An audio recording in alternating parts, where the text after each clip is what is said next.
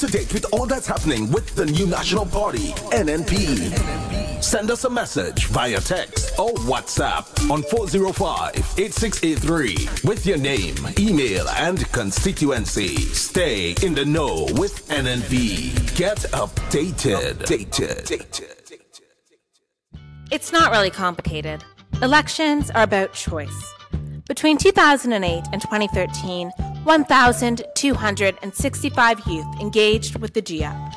Between 2014 and 2017, 3,725 youth engaged with the Amani program, with a spend of over $190 million. So let's keep moving. Vote NNP. Vote competence. It's not really complicated. Elections are about choice. Between 2008 and 2013, $70 million was spent on scholarships for youth. Between 2014 and 2017, $185 million was spent on scholarships for youth. Vote NNP. Vote competence. Building a stronger economy means all Grenadian workers benefit, those who work in the public service and those who work elsewhere. Now that the period of shared sacrifices is over, the benefits must be shared among every Grenadian.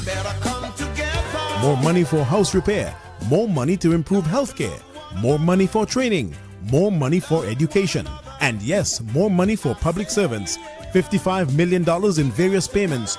We are the Grenadian family looking out for each other. And even as we fight for ourselves and our families, we always remember our neighbors. We forge ahead together. We got to come together, learn to love your brother.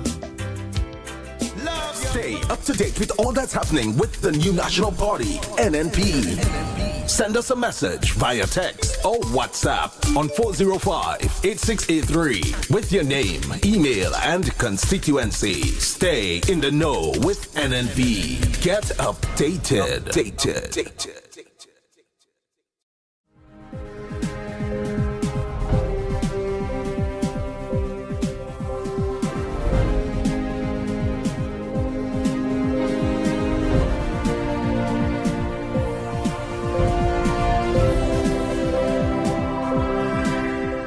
Sword turning ceremonies to be held soon to signal the start of work on Phase 2 of the Chinese low-income houses. Details to these stories and more in the national report.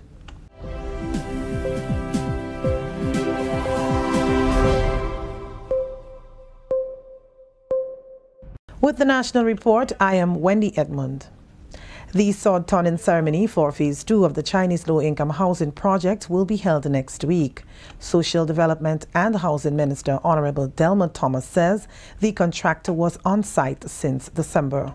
Next Thursday, we will have sword turning ceremony in the two sites where they will be starting, which Corinth in St. David's and the Villa in St. Patrick's. So on Thursday, we will have the sword turning ceremony in Corinth, St. David's, where 226 units will be built for the people of St. David's and by extension, Grenada. And on Friday, we will have the sword turning ceremony at the Villa in St. Patrick's, where 70 units will be built for the people of St. Patrick's.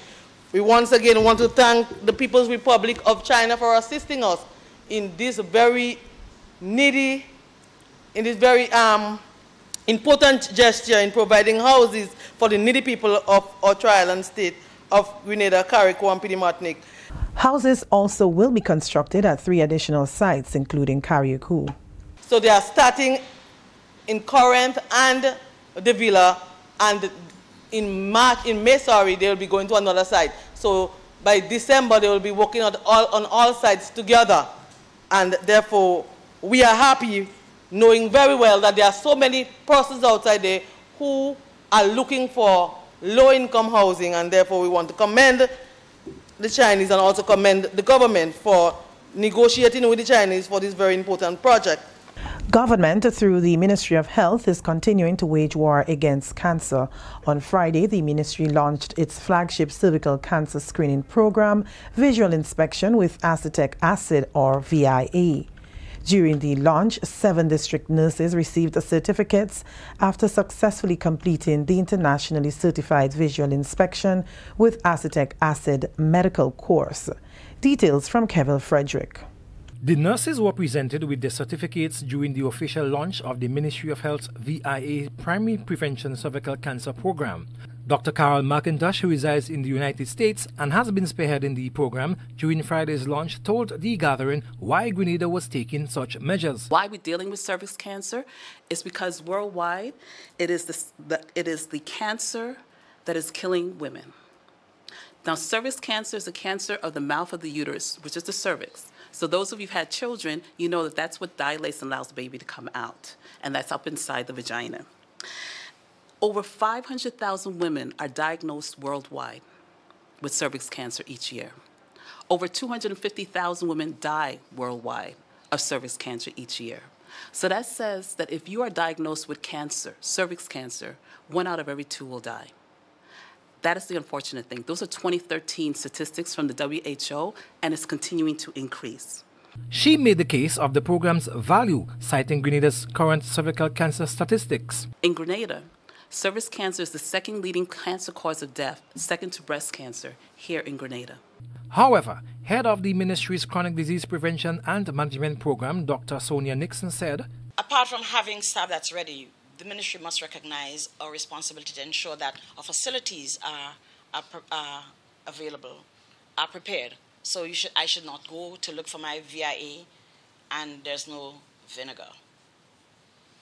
Okay? So we have a responsibility to ensure that all levels of everything that is necessary for care is provided. Following the distribution of the certificates, District Nurse Kathleen Dakota Williams, who hails from Petite Martinique, addressed the gathering on behalf of her colleagues.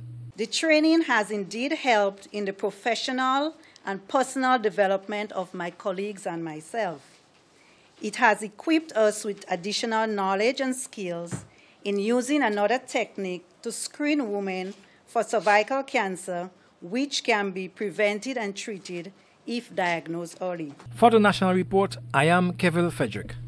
Significant strides are being made in establishing a special victims unit to assist people affected by sexual and other forms of abuse.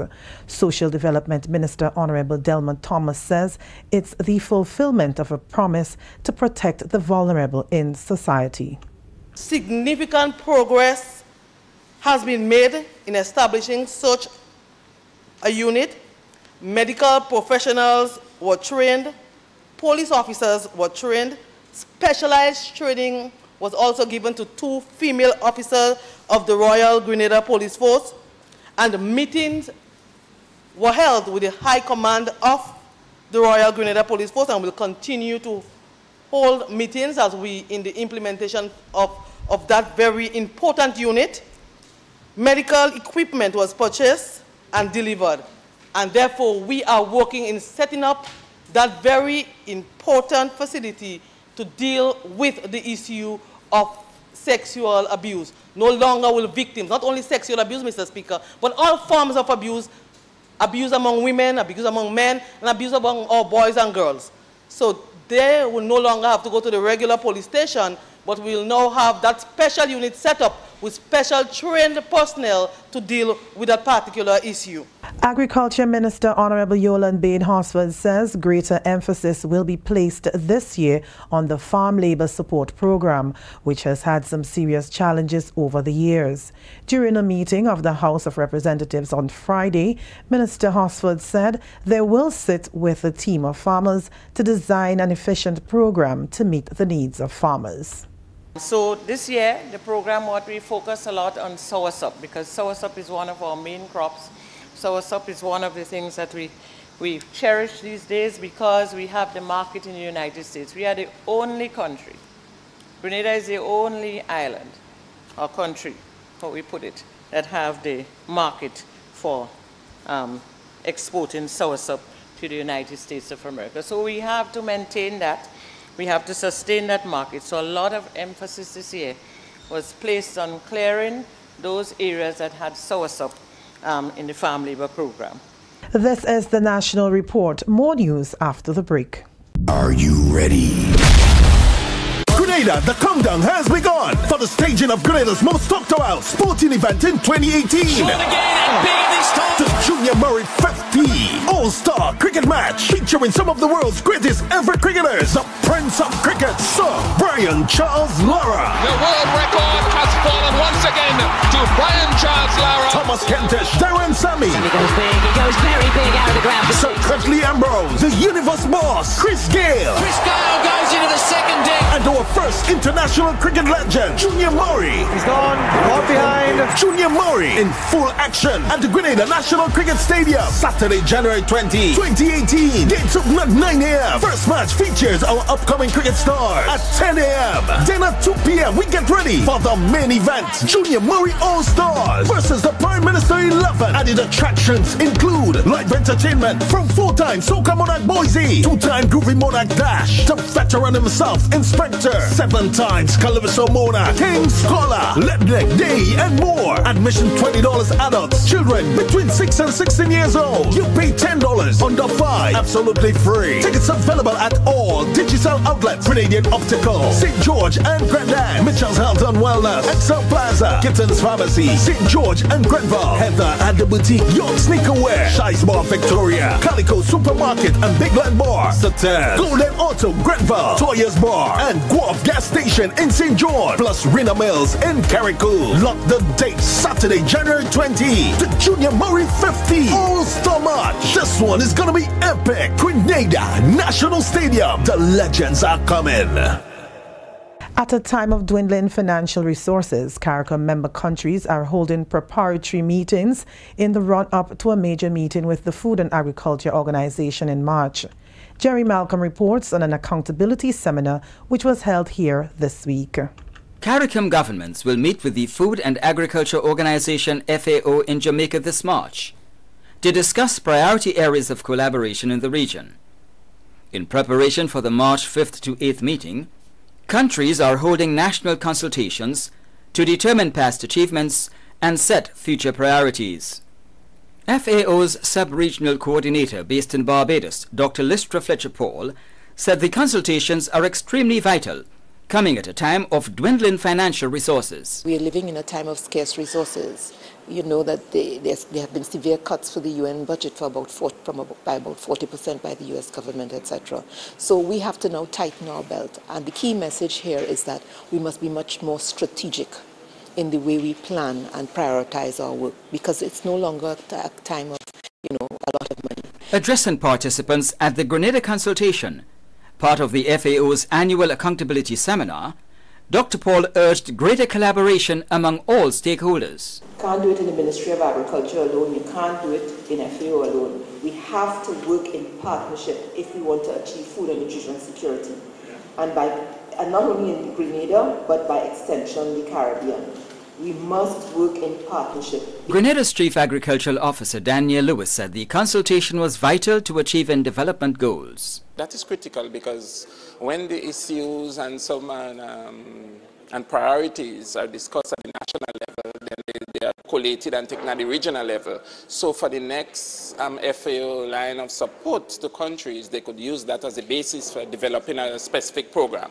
So the goals that we want to achieve is that Grenada would have an agricultural sector that is much more climate change resilient. That means to say put system in place, more adoption of climate smart agriculture system, ensure that we have a strengthened lands, forestry and fisheries, in terms of management system. The national and regional consultations are in the broader context of the United Nations Sustainable Development Goals. FAO is the custodian agency for Sustainable Development Goal 2, eradication of hunger. And hunger in its broadest sense, hunger, malnutrition, and overnutrition and obesity. So that we want to change the figures. We want to reduce the amount of obesity in this part of the world. We want to reduce the importation of these foods that are unhealthy that people are eating. We want to change the eating habits of our young children. So by the end, at least by the end of 2019, we want to see a trend in the right direction in these big figures, big impacts, so that we can say we're going in the right direction in achieving the Sustainable Development Goal. And that's the National Report. I am Wendy Edmond.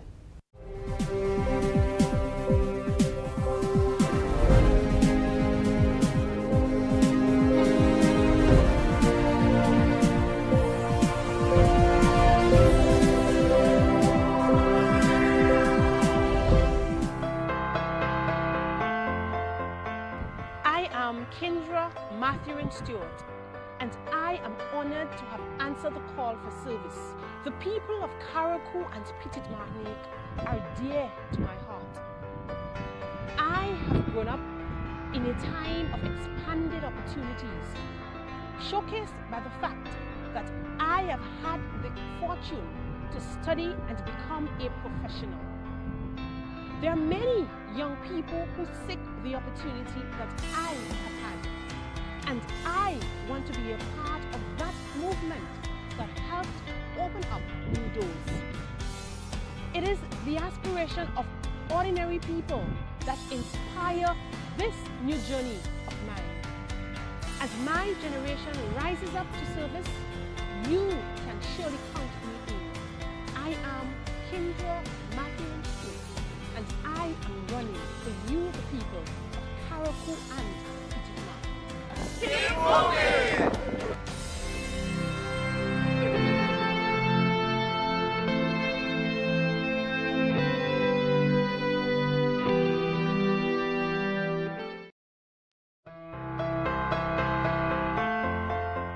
5 years ago, we started an incredible journey together. We dreamed and we strove to achieve. We are happy with the success we have had, but not content. The arch of progress is bending in the right direction in St. George Northeast, and many people have benefited. But there are still others that are yet to be lifted by the rising tide. We cannot leave those people behind, and so we continue to fight, and we continue to push on. I am Tobias Clement, and I'm running again to continue what we have started. Our dreams are too big, our ambitions too large for us to stop here. So let's keep moving.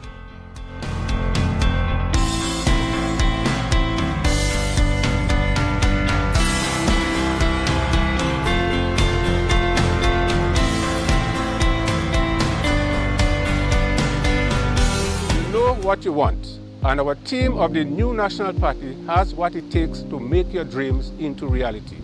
And so, for 2018 and beyond, we are moving together. One of the most satisfying accomplishments of the last 5 years is how we in St. Patrick West have been able to bring people from different political parties in the interest of national development. This new National Party government has delivered and is continuing to deliver to our community.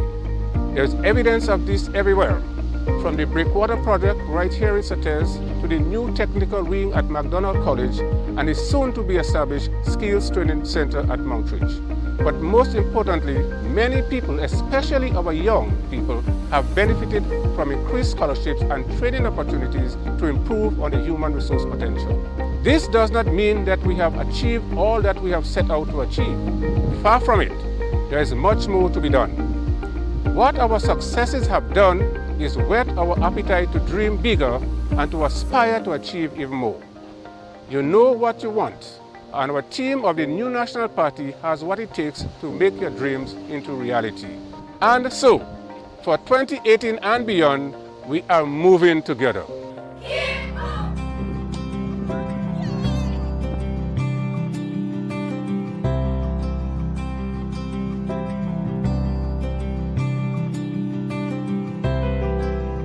It is an opportunity where I can be able to make a difference in the lives of many persons in the constituency and also Grenada as a whole. I am prepared to give of service to the people. My whole life has been one of service. So this is another opportunity where I can go there to help improve the lives of people, the standard of living and the quality of life.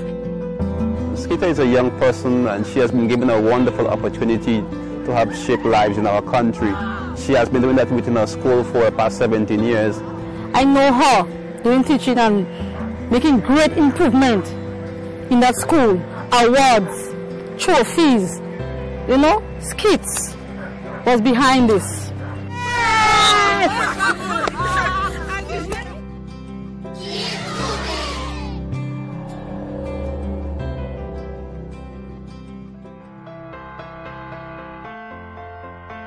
South St. George is fast becoming the economic heartbeat of this nation.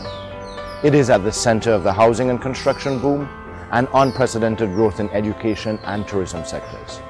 As our area rises, so does the nation. In the coming period, our challenge is to give character to this growth and to bring along the surrounding areas. So we shall improve the skill sets of people to take advantage of the coming jobs with my plan to cut unemployment in the South by 2/3. And we will extend housing assistance and give the many people who need it land tenure. More money will be made available for small business loans for people in such areas as Montoute, Grand Anse Valley, Woodlands, Woburn, Calais and Belmont. The people who are yet to be touched will get their chance. We are excited about tomorrow, and so today we shall keep moving.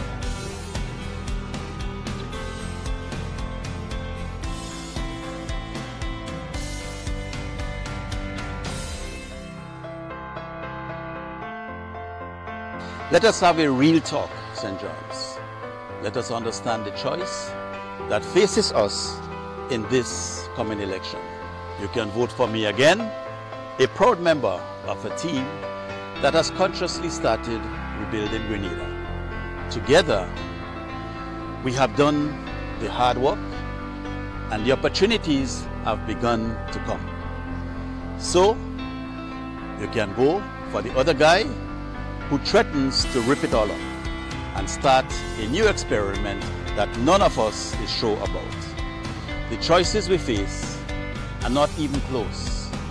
We have made our sacrifice and now we must continue to build on our success. I'm proud to be on your team, and so St. John's, we are moving together.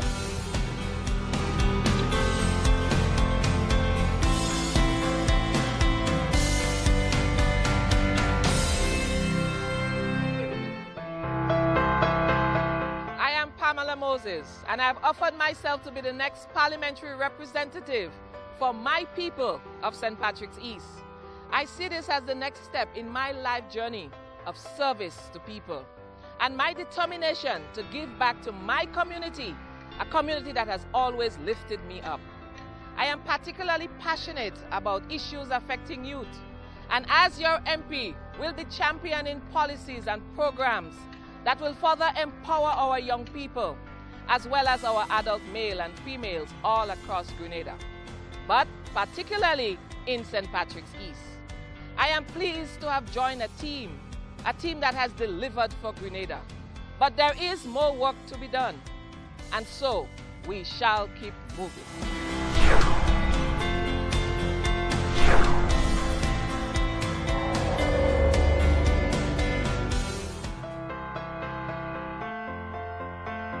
These past 5 years, ordinary people with extraordinary dreams for themselves and their families have continued to inspire me. In these close-knit communities along the shores of St. Andrews Southeast, people with their faith in their unshakable God have given me renewed hope that this partnership we have forged is worth building on. We have had successes together, but we are far from finished. A whole new generation is coming up, hoping for even more opportunities. We can't let them down. With God by our side, together we will achieve even more. So let's keep moving.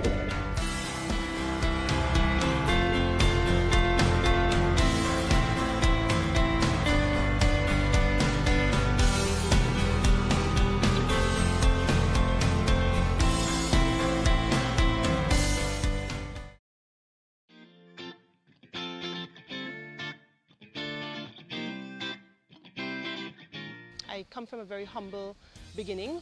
I know the importance of hard work and dedication and service to people. And so it is that characteristics that I believe that would be able to propel me in serving the people of Carriacou and Petit-Martinique. I am from a single parent family. My mother has been my #1 supporter, and she has always been there with me, for me, by my side. My desire to serve the people, of course, of Carriacou and Petit-Martinique, I believe is the ultimate sacrifice and the opportunity has presented itself, of course, to assist my people, because I believe that the youth do have a place in politics, in nation building and in governance. And so it is my youth that I will use to ensure that the youth of this nation are well represented.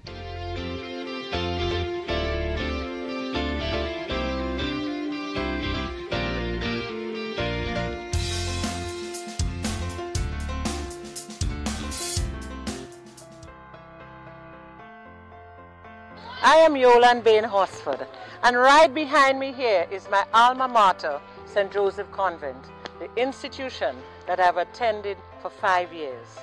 Further back behind me is the Roman Catholic Church that I also attend. And on my left is the convent court that I played all the netball and the tennis throughout my 5 years at this institution. I am very proud of the partnerships I have formed with the people of St. Andrews Southwest these past 5 years. But I'm even more excited about the things we can still do together. We have begun solving the housing challenges and tackling youth unemployment. We have not only been building roads and houses, but more importantly, building communities and building lives. Many people have been given fresh opportunities, and even more shall be lifted up in the coming period. I am ready to take a fresh guard and to continue battling for ordinary people who deserve another chance. So let's keep moving.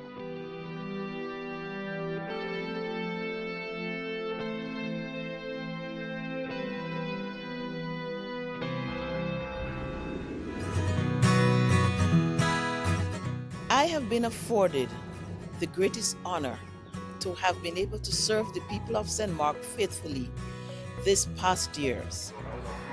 Every day I get up with the same enthusiasm to go to work for you. Today I still have that passion, and tomorrow I look forward to fighting for you again. We are happy to have made a difference in the lives of so many people, but we appreciate that it is a never-ending struggle. Whatever progress we have made, we shall never be satisfied. And that's why I am coming back to you for your support again.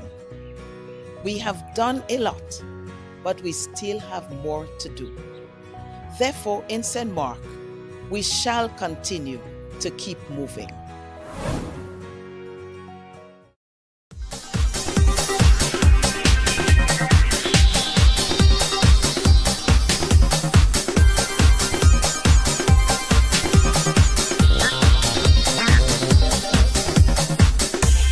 Up to date with all that's happening with the new national party, NNP. Send us a message via text or WhatsApp on 405-8683 with your name, email, and constituency. Stay in the know with NNP. Get updated. To carry everything to God in prayer.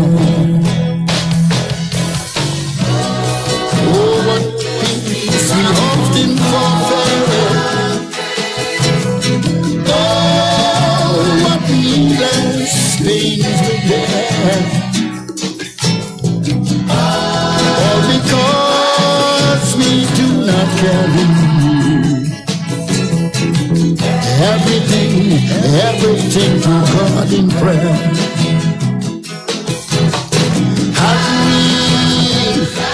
And a good morning to you, Grenada, Carriacou, Petite Martinique, the rest of the Eastern Caribbean, wherever you are. Yes, it once again is time for Hard Talk. My name is Sheldon Scott. I'm flying solo this morning. Yeah, my co-pilot Devon is a bit under the weather this morning. And you know we've been having a lot of weather, eh? Yeah, boy. What? That is raining in January. A friend so faithful.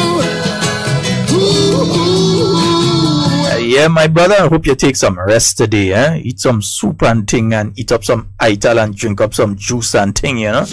Keep the body hydrated, man.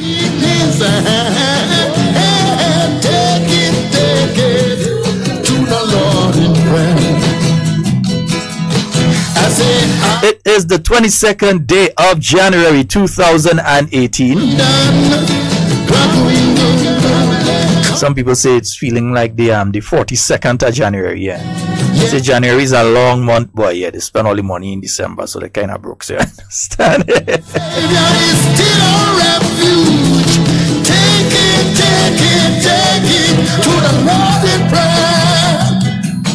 Yes, folks, just to remind folks who may not have gotten that information before, yeah, the endorsement of the Honorable Oliver Joseph that ought to have taken place yesterday and was postponed due to the inundated state of that playing field, the Bellevue playing field yesterday, that will now be switched. It's taking place tomorrow, and that will be at the Latant Junction, yeah?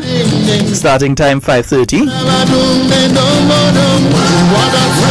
So the endorsement of the Honorable Oliver Joseph, that has been switched to tomorrow at Latant Junction. No, I was getting calls all morning yesterday morning from various persons. They were wondering if it would be taking place, or you're sure it taking place, because look at the rain and so on. And we did have significant amounts of rain, so at the last minute decision was taken when we considered the state of the field and the amount of rain that was predicted for the rest of the day, that it would be switched to tomorrow. So that'll be taking place at Latant tomorrow. All right, nice. Somebody wave your hands and give me praise.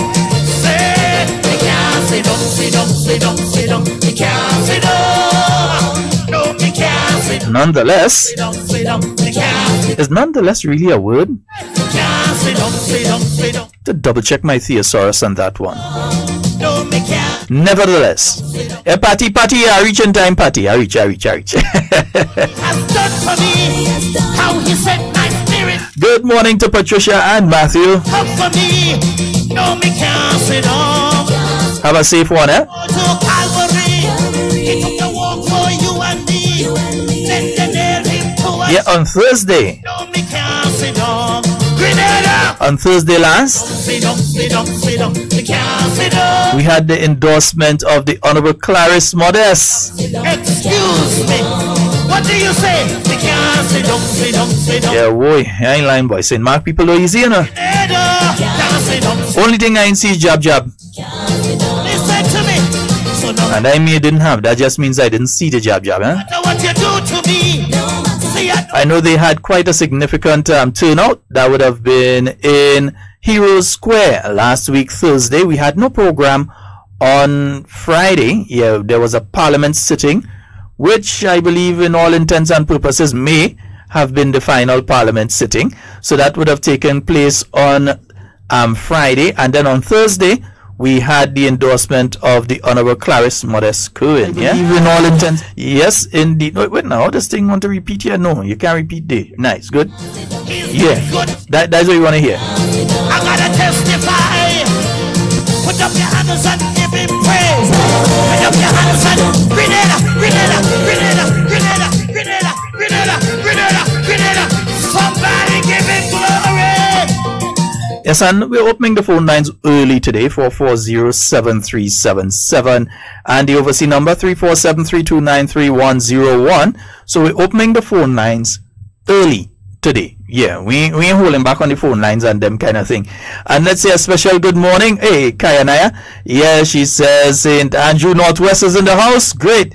Andrew. Yeah, simple morning, man.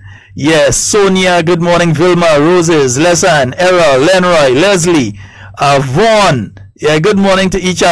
Whoa, this one is one I've never seen before. Yakuba. Yeah, Wani.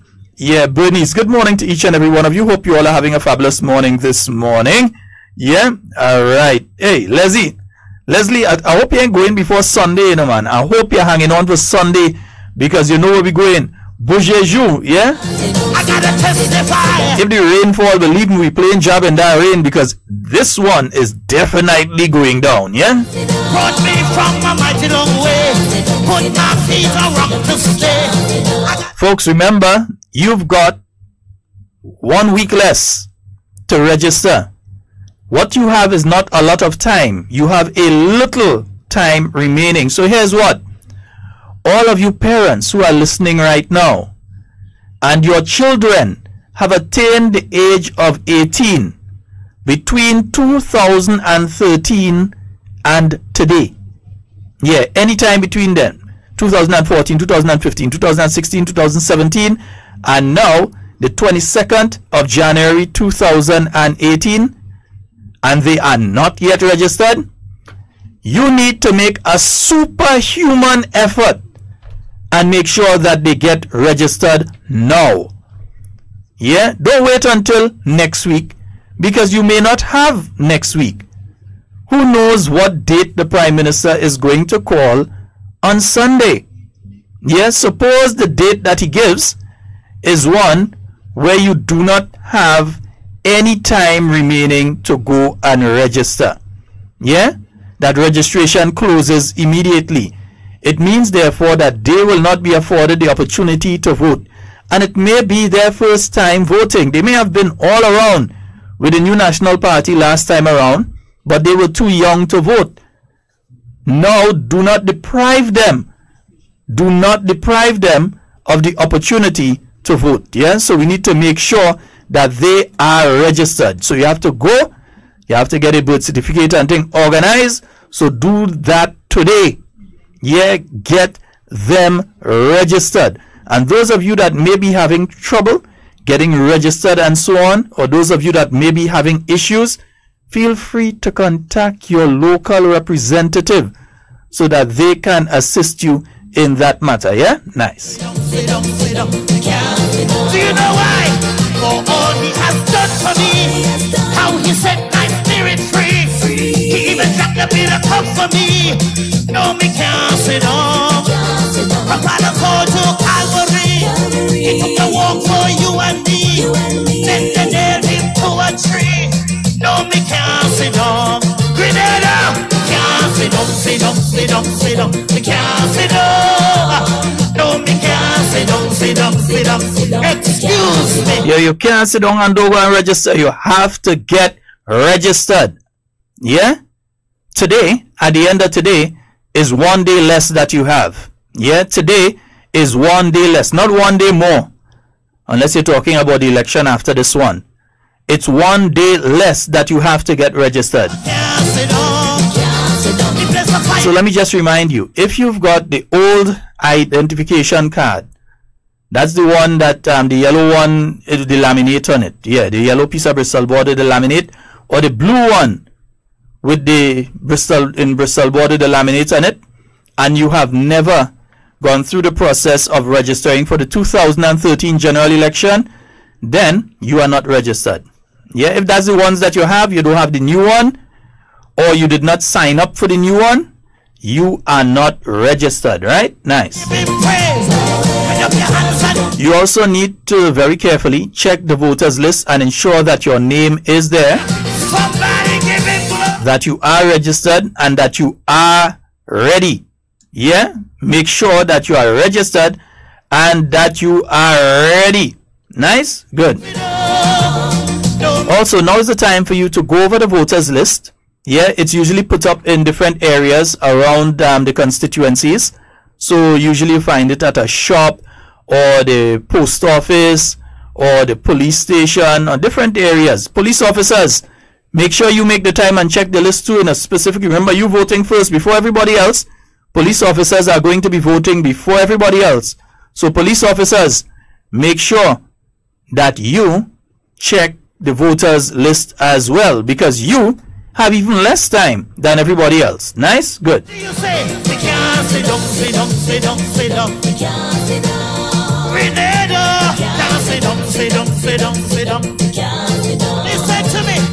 no matter what you say about me, I believe that might have to be extended a bit too. You know, what about nurses and so might be on a shift, a whole day shift, that kind of thing? Yeah, might have to extend that legislation to include them as well. And the Holy Ghost is in control. The blood of Jesus satisfies. I give him pass, let me testify. Grenada, can't sit down, sit down, sit down, sit down. You can't sit down. 4407377. Remember, get yourselves registered. It's very important. Now, you know for a fact that the election date will be called next Sunday at Bojeju. You know that the date is going to be called then. It means, therefore, that you have very little time to get yourselves registered, because once Parliament is dissolved, registration is going to close, and we do not know if Parliament is going to be dissolved on next week, Monday, Tuesday, Wednesday, or the week after, or whenever. What I can say is that there will be a sitting of Parliament this week. So it's not dissolved yet. There will be a Parliament sitting this week. He bless the fire down in my soul, and the Holy Ghost is in control. The blood of Jesus satisfies. Please give me pass, let me testify. Say me can't sit down, sit down, sit down, sit down. Me can't sit down. God bless you, Grenada. Put up your hands and give him praise. Yeah, that's what happens when you're in studio alone. I have to keep getting up this morning. Yeah, every 2 minutes I can't sit down. So you see, I can't sit down. This morning I had to keep getting up because I can't sit down. Nice. All right. Yeah, beautiful. 4407377. I gotta testify. Okay, Deepo is asking how much cushion time is allowed from the date announcement to the date of election. Shortest period. I think the shortest can be 21 working days. That excludes weekends and public holidays. So the shortest space of time can be exactly 21 days. And again, that is excluding public holidays. Any public holidays that is within that space of time has to be excluded from the 21 days. And Saturdays and Sundays also have to be excluded. Yeah?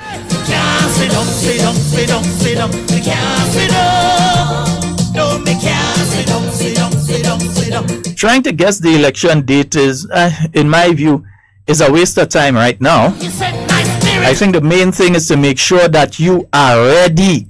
Yeah, we had the opportunity to know when the election date was, you know.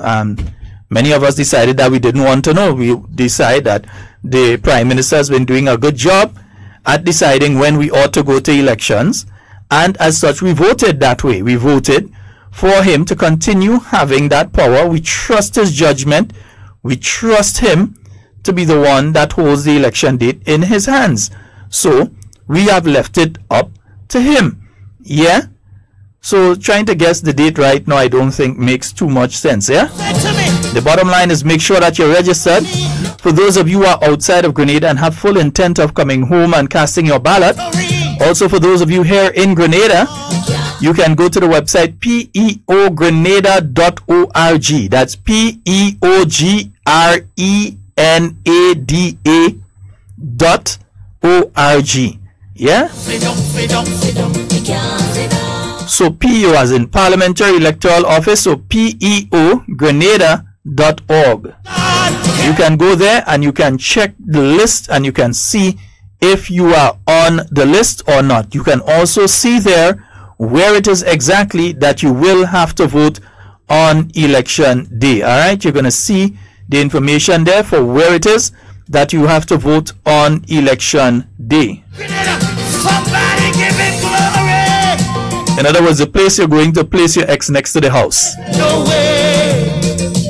So you're not going to be seeing any colors on the ballot paper and the ballot paper. No, you ain't going to be seeing green and yellow and this and that on the ballot paper. No.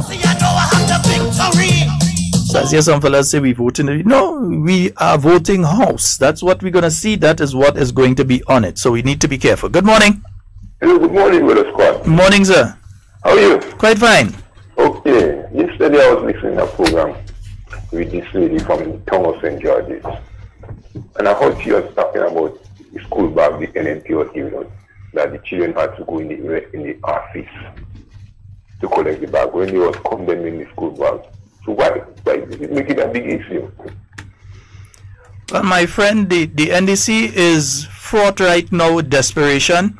And what we've been hearing from them over the past few weeks is a lot of trying to convince us that we are crazy people.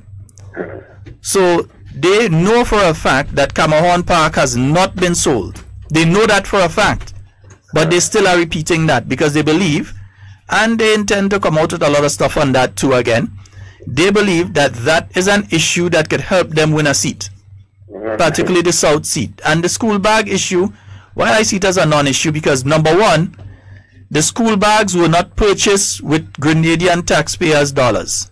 Yeah, they were a donation to the Grenadian people, and they were distributed throughout the Tri-Island state, for everywhere from Petit Martinique down to Point Saline. They were distributed. Who wanted them, took them. Who don't want it, didn't take it. But it was a gift to the Grenadian people, and for some people to make an issue, I could understand if the bags were distributed and they had the symbol of the new national party on it, as in the house.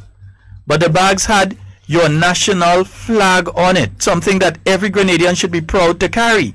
So when people like Claudette Joseph speaks out against things like that, you have to wonder, how patriotic are they? They seem to have a hatred for the flag. Yeah. She even talking about again with Mr. Darby, who said that he was able to help the people with the windows. Instead of to go down to St. Louis and pay a truck to go down to St. Louis just to collect 2 windows. He tried to affiliate them, make it more easier for them so they could come in St. Take away, pay a truck, bring them in St. John and they collect it. She's saying about the people have to, they have reliable information that they are giving out windows only to party in St. John in the party office. You know, sometimes I just get fed up with this type of people and them who trying to, you know, making an issue what is not. The thing is, Claudette Joseph is an intelligent person. Well, I'd like to believe that she's an intelligent person. But she is following the lead of her political leader and allowing herself to speak several untruths over and over, and several other things that shows the character of the individual who is putting forward themselves. She continues to call the people who support the new national party needy and greedy. She continues to do that. And that in itself is a very, very disgusting statement, as we explained last week. And to be repeating these things that they know is not, for instance, they are continuing to say that there is no school book program. When every Grenadian who has children in school and has been part of the program knows that the program still exists, that they got books under the program, that their children are now using the books in school this morning, but yet still, Claudette Joseph is trying to convince you that there is no school book program, that the NNPHA said throw it out. But your children are in school using the same school books that they say don't exist. I mean, these people really take us for fools. Yeah. Like they say that, you know, a young man will run to anything when they're young, and things like that what happening to the NNPHA. Yes, sir. Yeah. So, all right. Thank you very much, my brother. All right. Yeah, I'm wondering, because I think that it seems lying is contagious within the NDC. It seems that lying is contagious within that organization called the NDC. And they could go all over as much as they want and say that Sheldon Scott lying. But every man, woman, child, insect, and animal listening to this program, even the spirits that have gone to the great beyond, knows that what they're saying is nonsense. Because again and again and again, when you challenge them, well, what does Sheldon lie about? They cannot answer you. And it's so, listeners, when they come and they open them out and they start about, he only on radio line. He only on radio line. And you ask them, okay, what he lie about? Well, he lying. But what has he lied about? Well, he just there lying. Because they cannot answer the question, because they're trying to convince me and you that we're stupid. That's what they're trying to do. They don't like when somebody exposes their flaws and educates you or gives you alternate information to the falsities that they put forward. Again, the only thing people like Claudette Joseph, Raymond Roberts, Patrick Simmons, and John, Joseph Andal, well, I can't remember the one in St. Mark name. For the life of me, I could never remember this guy's name. and all the other candidates that they have, let us forget some of them, but all the other candidates that they have, the only thing that they have to campaign on is fantasy and fiction, and expect from them starting next week Sunday night, if they wait that long, because some of them kind of itchy, they want to put out this stuff early, expect from them a lot of slanderous and nasty information that they're going to circulate via Facebook. They're not going to circulate it as the NDC. Note what I'm saying. The NDC doesn't circulate nastiness like NDC.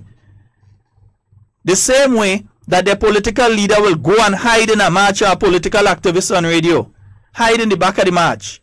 When is an NDC march, you know? But you wouldn't go to the front of the march. So in case it failed, you could say it's not the NDC do it. But go and hide in the back of a march by a political activist. It's the same way that they hide in online too. You feel they're coming to tell you things as NDC? No. They're going to create all kind of fake news outlets. Well, one of them, we exposed them already. A few of them get exposed.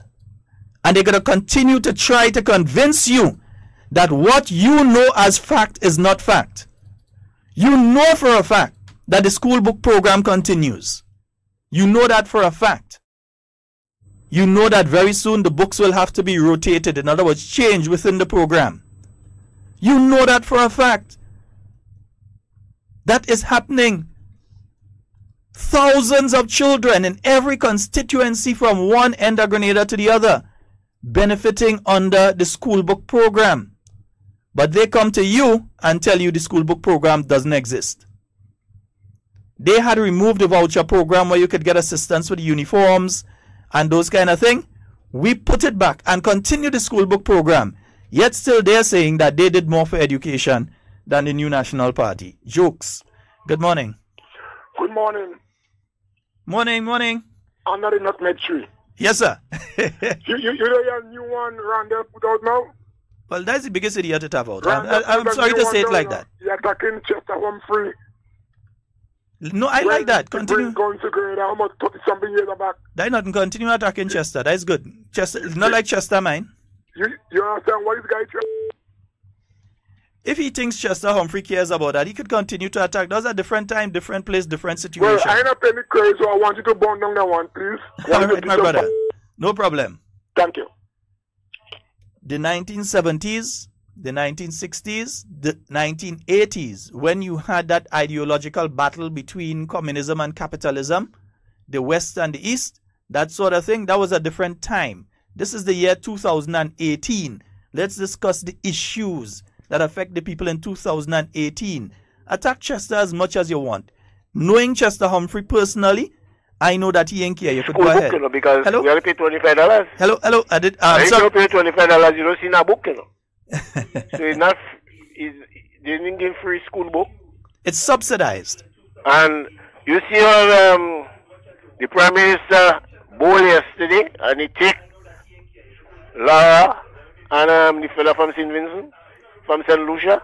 So he bowling out NDC, you know. Yeah, so he bowling them out too. Thank you, sir. All right, bye, brother.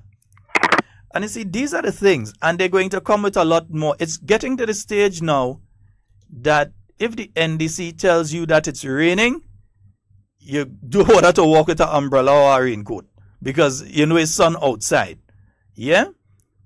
Don't even bother to go outside and look for any dark clouds and things. Tell yourself it's blue sky because they are lying so much. Yeah? They will stand up in the hot sun with you and tell you it's raining. Yeah? They will stand up in the hot sun with you and tell you it's raining. You know the school book program continues. And notice I'm not saying free school book program because there was never a free school book program. Number one, my tax dollars and your tax dollars pay for it. It's not damn free. We paid for it. It wasn't a donation by the NDC. Franca Bernadine didn't dip into her savings and buy those school books and give it out to children. Nazim Burke, Tillman Thomas, Patrick Simmons, they did not dip into their personal savings, buy a set of school books, bring it to the Ministry of Education and hand it out to your children. So don't play with my intelligence and tell me that we had a free school book program. Absolute nonsense. Subsidized, yes. But we all paid for it. Whereas the individual parent may have had to find the money immediate at a point in time and pay for it. That individual parent paid for the books anyway, because it's their tax dollars that paid for it. So you come in and say, we had a free school book program. Free school book program where did the NDC cabinet ministers take their own personal money, go and buy the school books and come and distribute it? No. It's the same taxpayers whose children were benefiting under it, who may have spent more than the school books are worth in the year in taxes and different fees that they pay as Grenadians. They would have spent more than that in a single year, and they got the school books. Their money paid for it, so it's not free. Let's just get that clear. It ain't free. And yes, they had to pay a $25 handling fee, which is only fair. Nobody is saying that it was unfair. Nobody is saying that it's wrong. But don't play with our intelligence by trying to tell us it's free. Is we tax dollars pay for it? It's not free. And it also exists right now. It is here. It is here now. Children are benefiting from it, but you're trying to convince us that we're crazy. Yeah? Nobody have a problem paying the $25 for it? Good morning. Hello, good morning. Hello? Okay, that person seems to be fumbling with their phone. They're not sure. Yeah, Graceling is saying they're really desperate. My son presently using those books. I paid my $25 and I have no problem. Because the program exists, unlike what the NDC would do. If they see a program that the NNP did, like what they did to Imani, what they did to the Grenada Youth Enterprise Initiative and several other programs, what they do is when they come in and they see something that's working, they get rid of it. The NNP saw the program, said the program, we have a fundamental problem with the program. And it's not something that the NNP said only when they came into office. It was said before that we do not believe the book should be distributed to parents who can afford. And therefore, the program was stopped in private schools.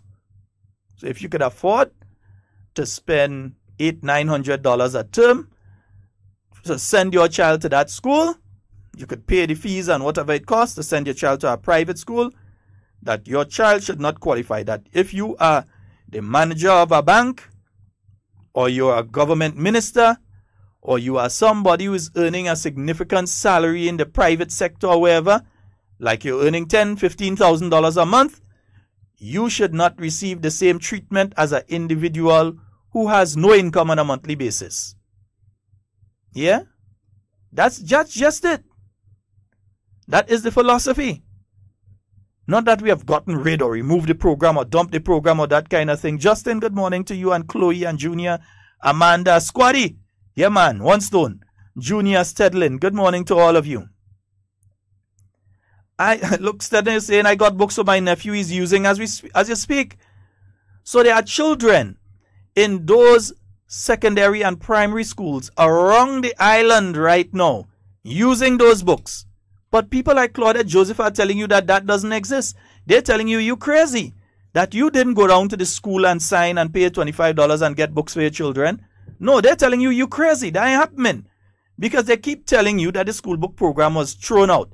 But remember, that is the attitude of the NDC. They believe you're stupid. They believe if they tell you that. They believe if they repeat it, and they repeat it, and they repeat it, and they repeat it.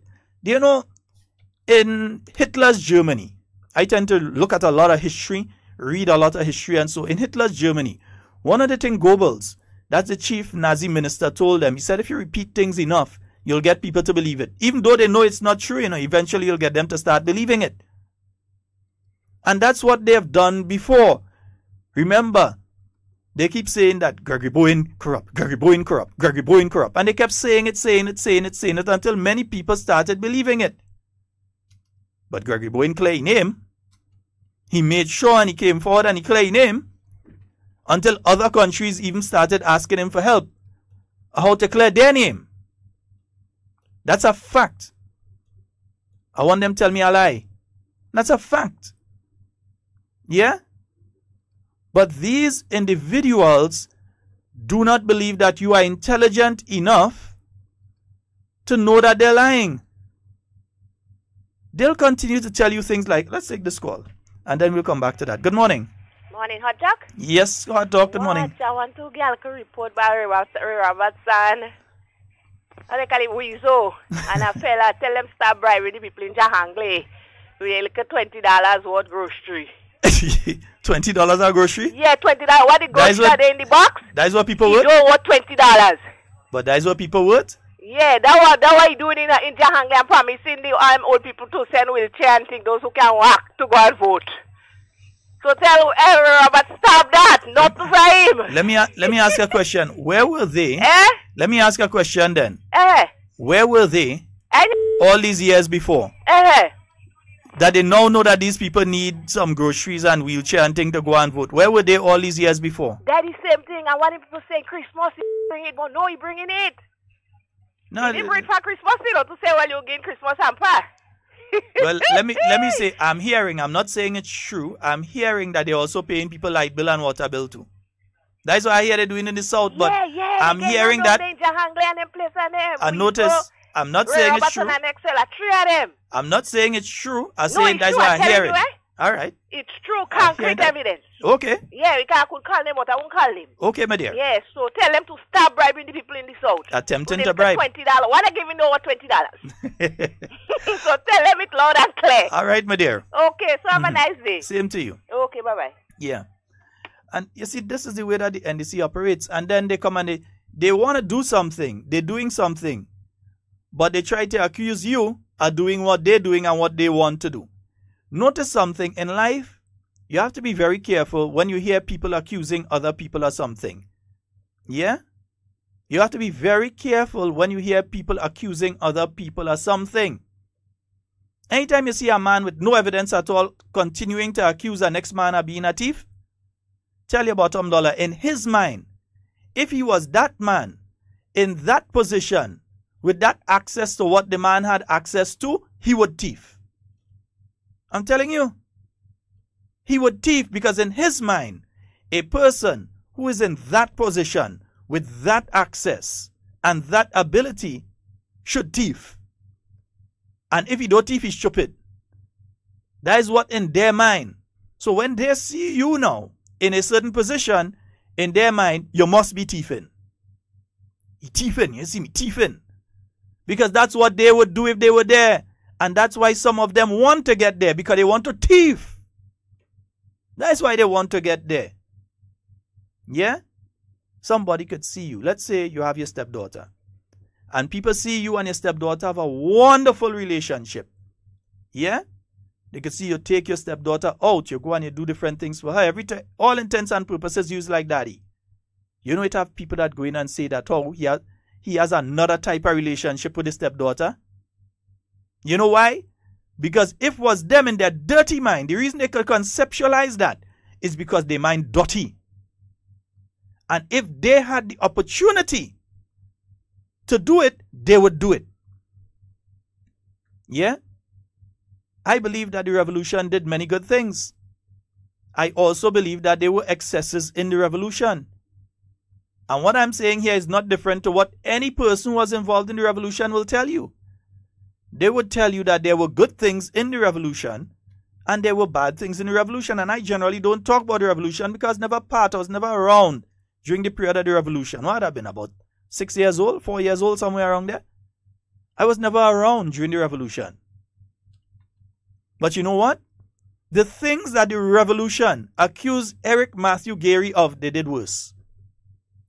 They used to say all kind of thing about Uncle Gary. Uncle Gary killing people. Did not the revo kill people? Uncle Gary not allowing freedoms. Did the revolution allow freedoms? That Uncle Gary went through several excesses as the leader of the country. What went through more excesses than the revolution? They made Uncle Gary look like a Boy Scout with some of the things that were done. From locking up Rastafarians in Hopevale to trying to execute people up in St. Patrick, to locking up 3,000 people over a period of time in jail. So Eric Matthew Gary ever did that? They accused him of all sorts of things. And then did everything they accused him of worse. Note in life, there are lots of people like that. Because they're saying in their mind, if they get into that position, if they were that individual, that is what they would be doing. So their mind, because their mind is already corrupted to that point of wanting to do that, they cannot see that you are doing what you're doing with good intention. Yeah? So you work in a bank and you just finished building your home. You might have been working in the bank 10, 15 years, but you just built a home. You finish and you have a nice vehicle. They're thieving in the bank. People money they're thieving in the bank, so that is why they have a house and they have a car. Why? Because the people saying that if they had your educational level and they had the job that you had and they had access to the funds and so on that you had, they would have thief. That is why they have to call your name and say you're thieving. Yeah? They can't see the fact that you leave sometimes after 6 in the morning and that you're getting home after 9. That it doesn't see you drinking and liming anywhere. They ain't seeing that part of it. They ain't seeing that hard work. They ain't seeing the part where you're always home, where you're focused on what you're doing, where you're working hard. They ain't seeing that part, but they're seeing the benefits, and then they come in to call you corrupt. You're thieving. Yeah? And I'm speaking from personal experience too. They don't see your hard work. They see the fruits of your hard work.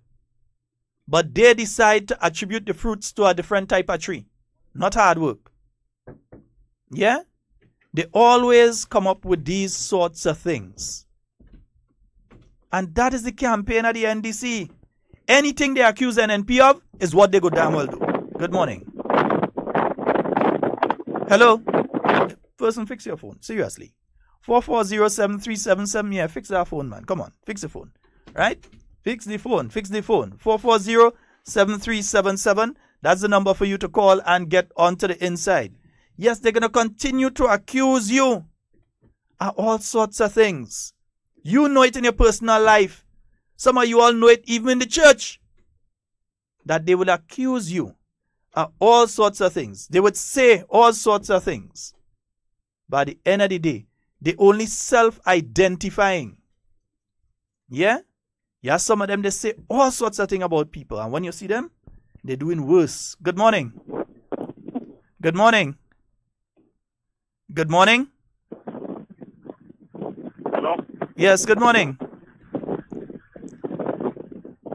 Go ahead, caller. Good morning. Hello? Oh boy, yeah, that person seems to have a problem. I really don't know what's the issue with that one. Let me just take a little song there and make sure.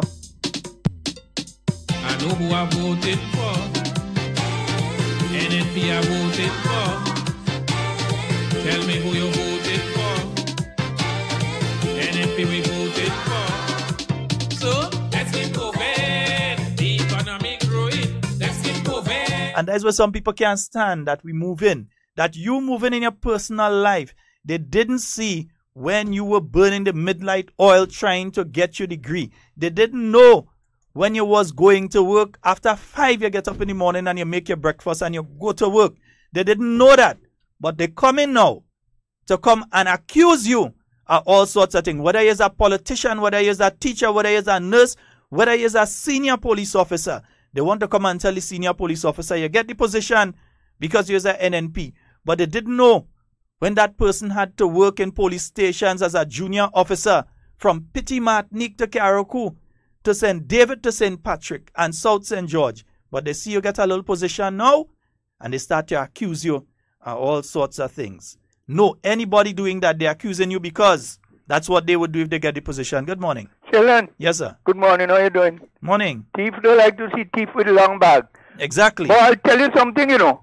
You see this calling and cutting off and the call not coming through. Mm-hmm. They would move on to disrupt programs. Yeah, we you know understand? that. So they would call and don't say nothing. They would call and cut off just to disrupt the program. They do that on Shaggy program too. You understand? So it's a movement on to do that. You understand? Mm-hmm. Anyhow, my brother, have a good day. All right, thank you. 4407377. That's the number for you to get on the inside. Let's go back. Okay, yeah, we lost that one. 4407377. Hey, KB, good morning, man. KB, give me a call, man, KB. I wonder if it's you that your phone giving trouble late. Give me a call. Yeah, we're still leaving it as a person phone giving trouble because I ain't feel like go try that shippiness here because they know it ain't go work, eh? Yeah, they ain't go try that over here because they know me already. They know I dread. Yeah? Nice. But yeah, I am saying that this is what goes on in your personal life. You have some people sit down in the church and they see you come with a nice new outfit today. Oh, she plain thing. And the reason they're saying you're plain thing is because they can't come with a nice outfit today. So who is she? She plain thing. She only dressing up. Well, what's stopping you from dressing up to that? She body, she clothes, she money. So where's your problem? But the NDC attitude is to hate people for doing things. Hate people for improving your life. Hate people. That's what they're about.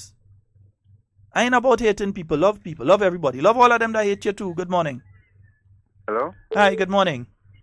You Sheldon? Yes, you're live, caller. Go right ahead. Yeah. You're live. Go right ahead. I just want to say, I hope the young children who grade and Peter Martin is listening. So what the young fella is saying, it's not no joke thing. All of us say fighting struggle to get local work condition. I take out all the programs I did for young children. Mm-hmm. All right, thank you, sir. Okay, brother. 440-7377. Yeah. They didn't see you when you fight up. When you do without lunch. When sometimes you do without breakfast to send your children to school. But they see your children educated. They see them with a degree right now. And they vex. The hatred coming through. They see your son driving a nice little car. They know the amount of mornings that all you had to do was boil some bush and throw some sugar in it to make some tea to get them. But they vex. Oh, she so feels she son is this and she so feels she daughter is that.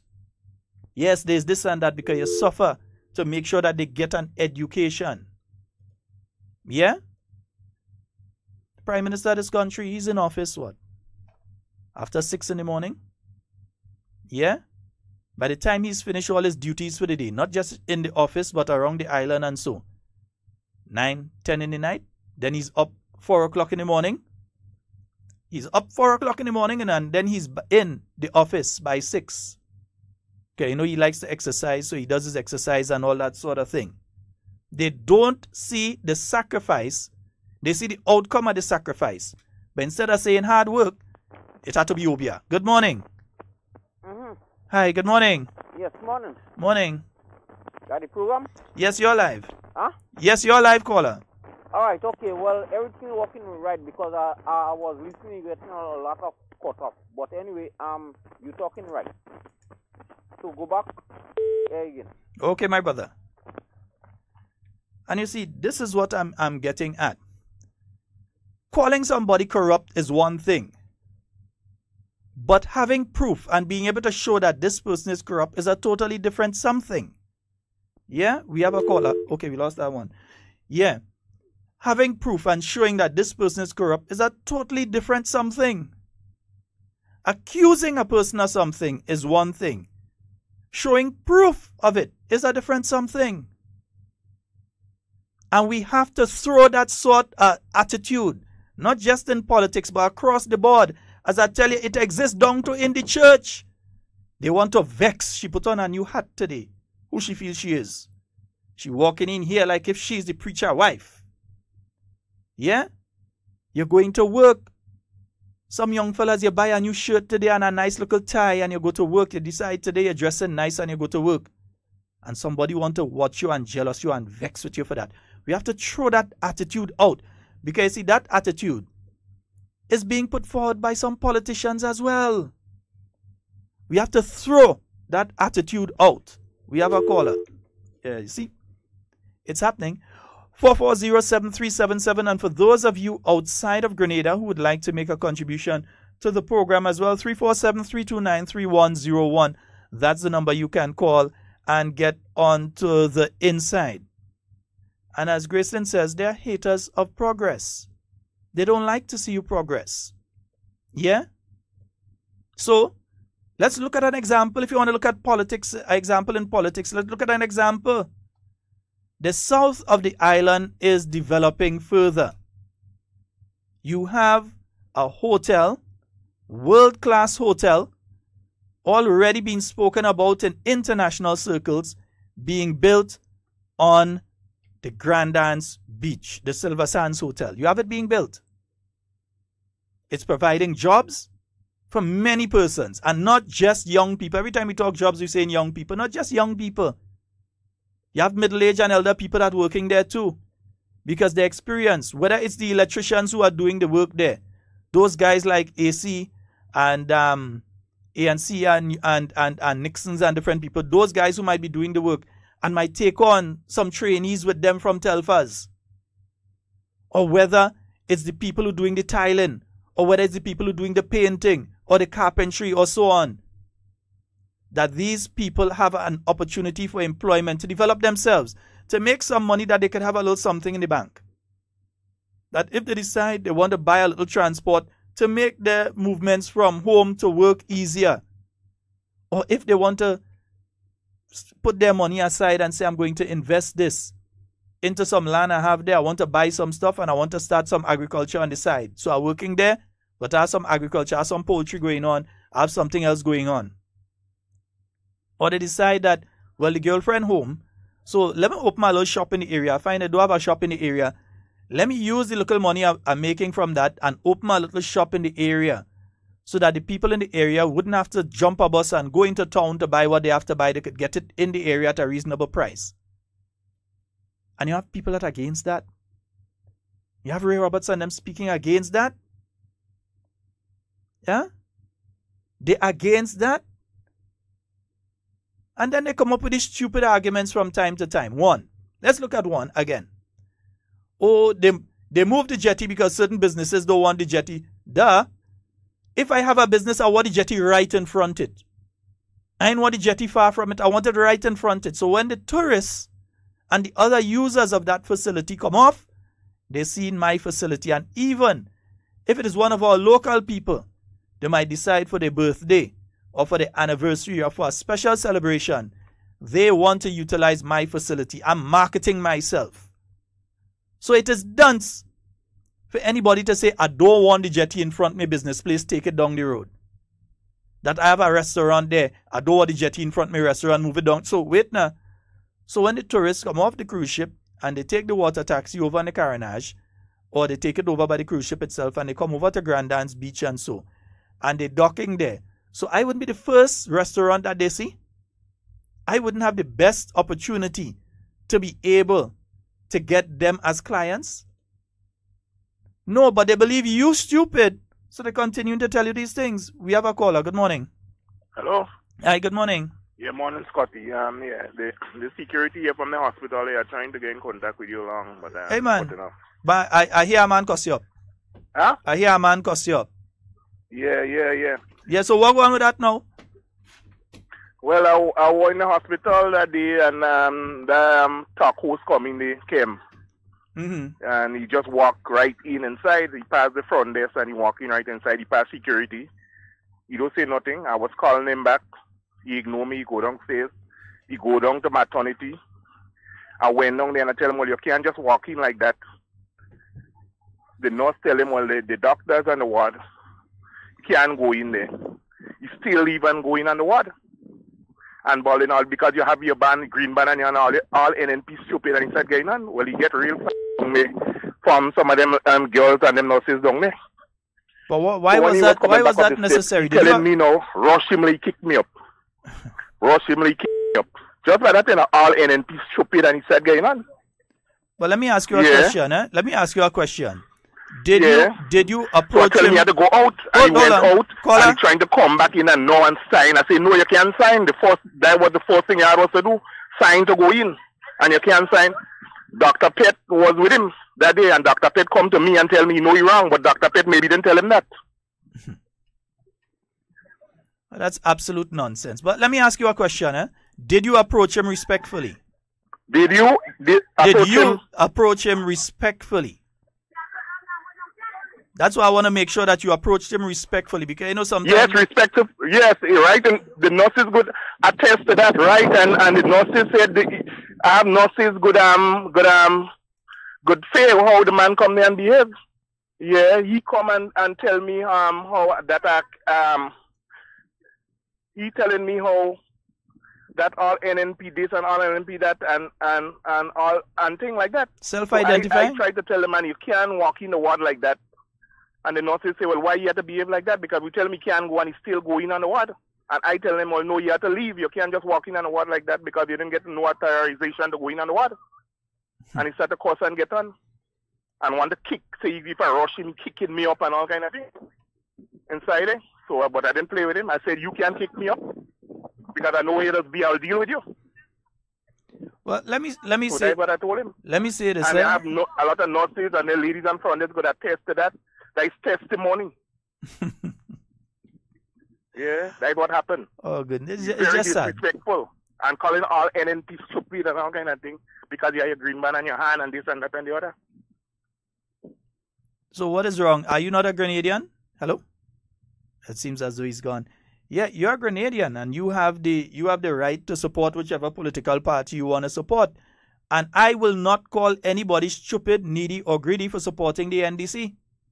Maybe they see something in the NDC that they like. Maybe they see somebody in the NDC that they like.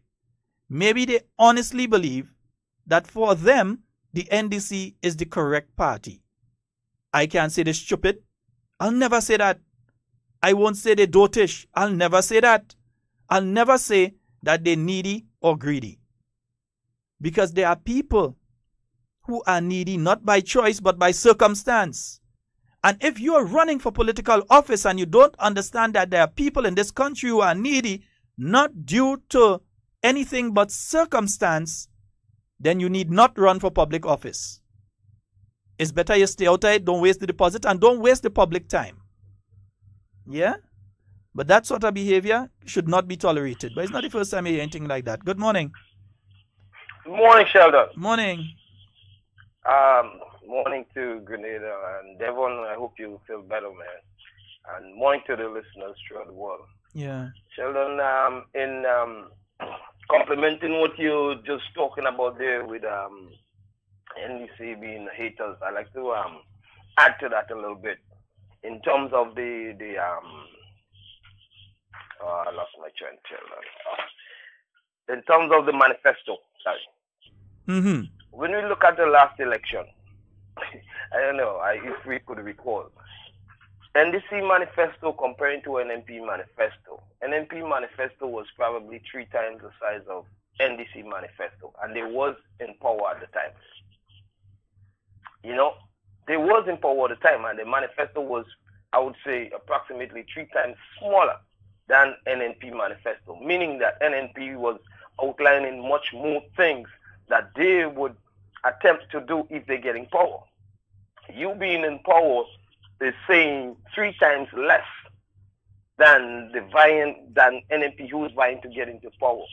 And one of the things that NDC failed to realize is that the people of today, the Grenada population today, it's very, mostly all the people could read and write. It's not back then like in Gary days where the majority of people could not read, so whatever you tell them, they believe that. Once you put your manifesto, they can compare and see who, and choose what they want. So hence the reason the people choose the manifesto that is offering them more. They choose that manifesto. Instead of you looking at yourself and say, well, you know what? Next time I need to probably present more to the people so they probably can give me a chance. You turn around and start calling them needy and greedy. And sometimes it baffles me as to the way NDC operates, because when I looked at them closely, to me, they're still operating back in the 60s, I wouldn't even say 70s, back in the 60s, 50s, and 40s, them type of things. They're still operating with people like those people doesn't have a mind of their own.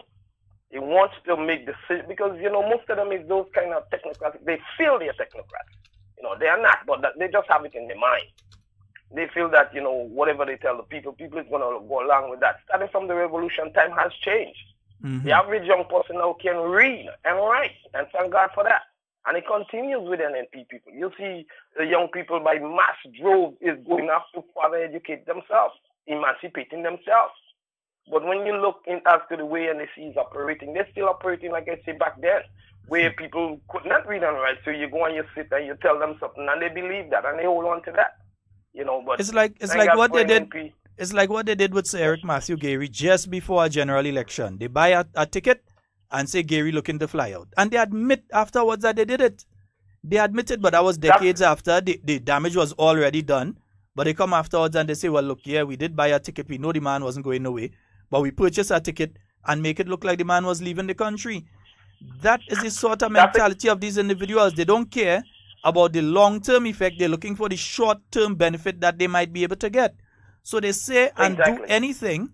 They create any narrative and any story in the short term, and they believe that if they do that, that they're going to affect the outcome of a general election. So in the space of time between when Prime Minister Mitchell announces that election to the election day itself and the end of the election day, I expect to see a lot of nasty things coming out from the camp of the NDC. They can't come and talk about how to develop the country. So they're going to come and speak about the individuals.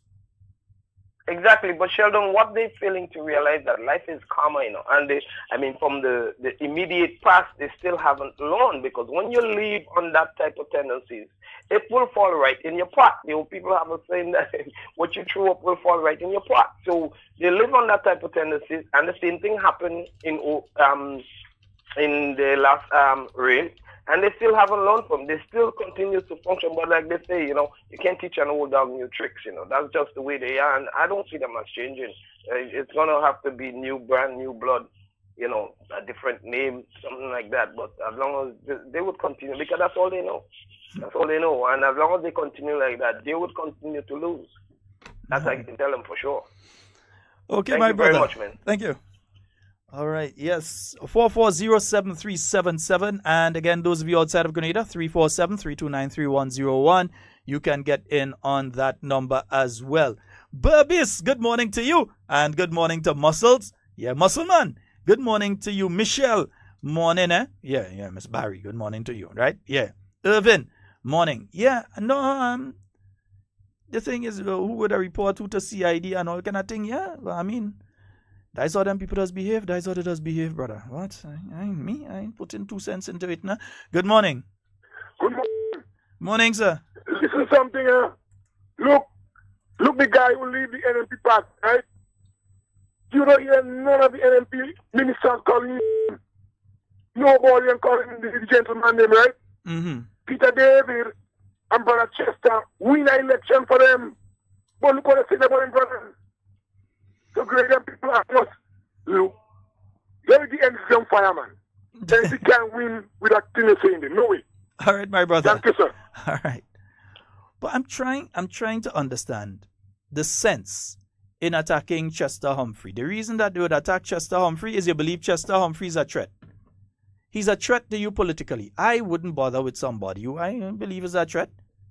At least that's how the NDC does operate. If you don't believe the person is a threat, you attack them. I'm trying to understand that one. We have a caller. Good morning. Hello, good morning, sir. Morning. How are you, boss? Hey, I'm great, man. Yes.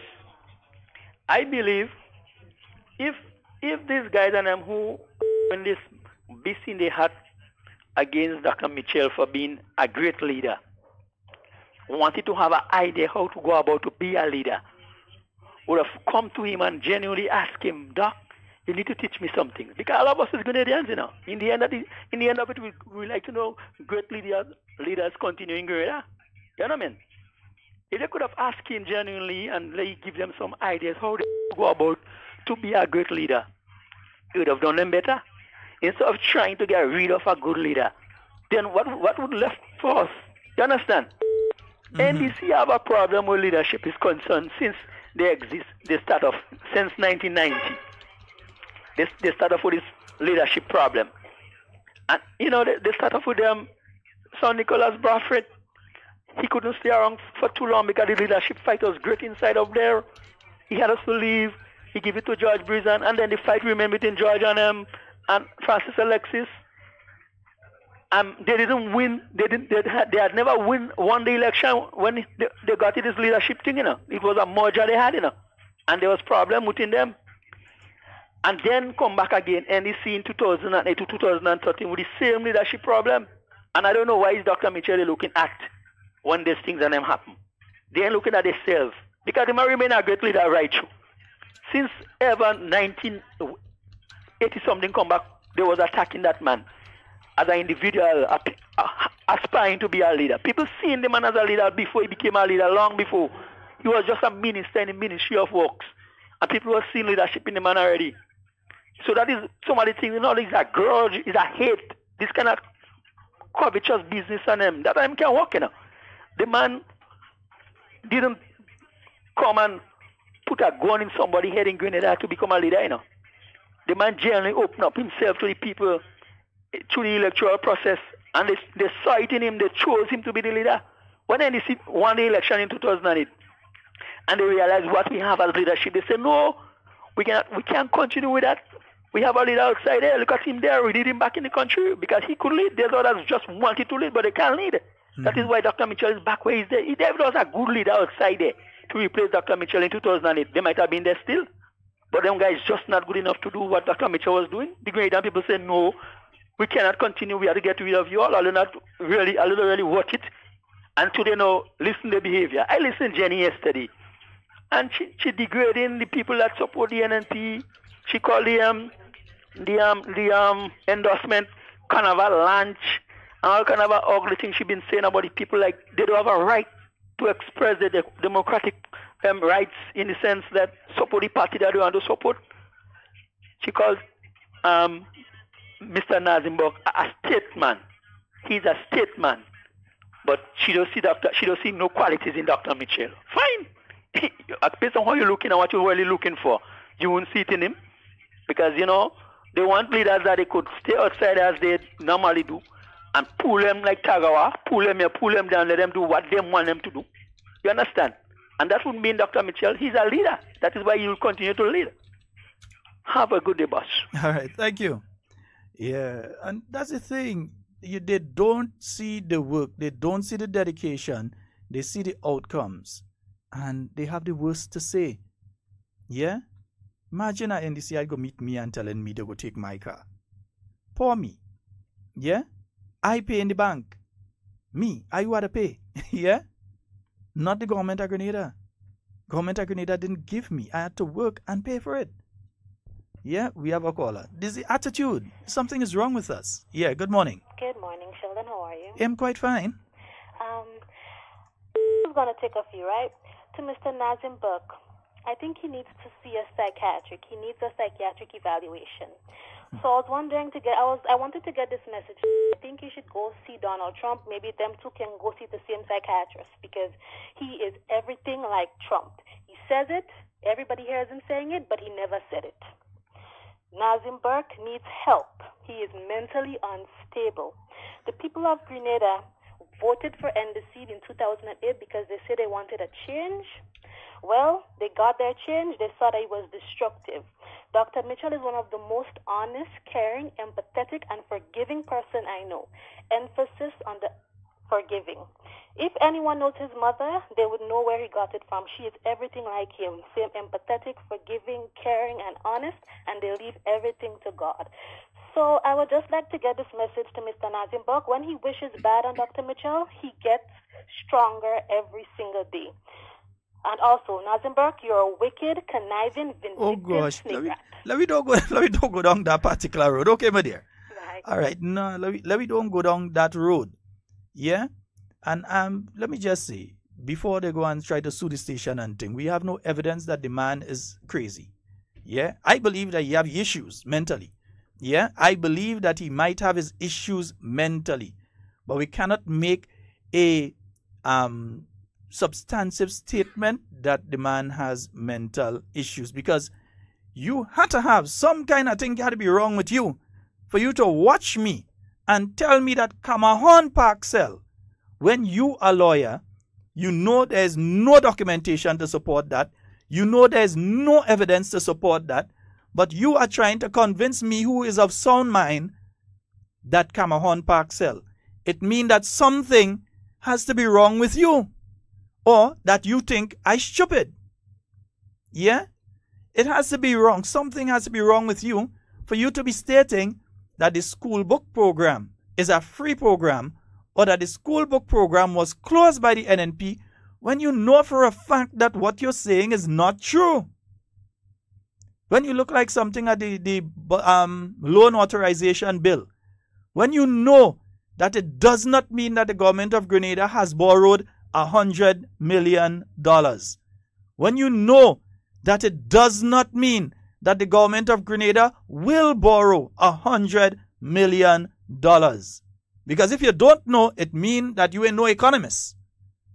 And if you say you're an economist and you're a former Minister of Finance on 2 occasions, and you pride yourself on being very okay with fiscal matters, it means that is either you think I stupid or you crazy. So it's one of the two.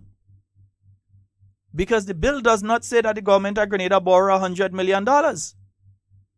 Nor does it say that the government of Grenada will borrow $100 million. It says that in case of emergency, the government of Grenada can.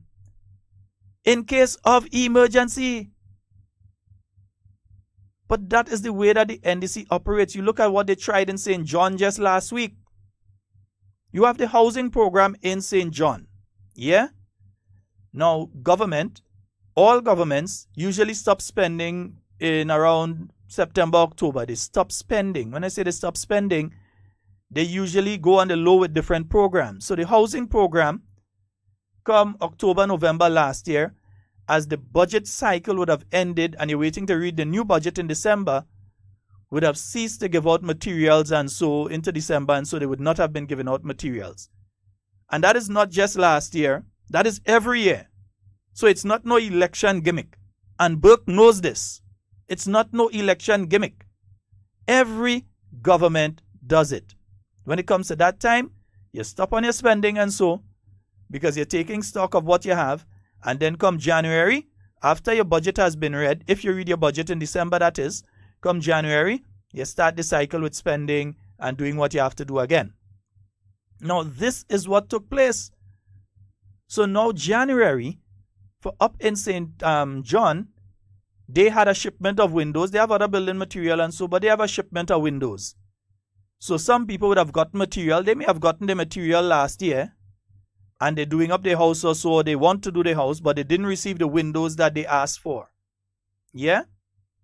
So, the windows were ordered by St. Louis Metal, St. Louis, the people that do the windows and so, and instead of having the people that need assistance for material, which shows that it's not people that have a pile of money, they need assistance for material. So instead of them having to go and find a couple $100 to go down in town, to go and get a vehicle to bring up the material for them, the parliamentary representative did an arrangement with St. Louis Metal that they would drop the windows up to St. John for them. Yeah?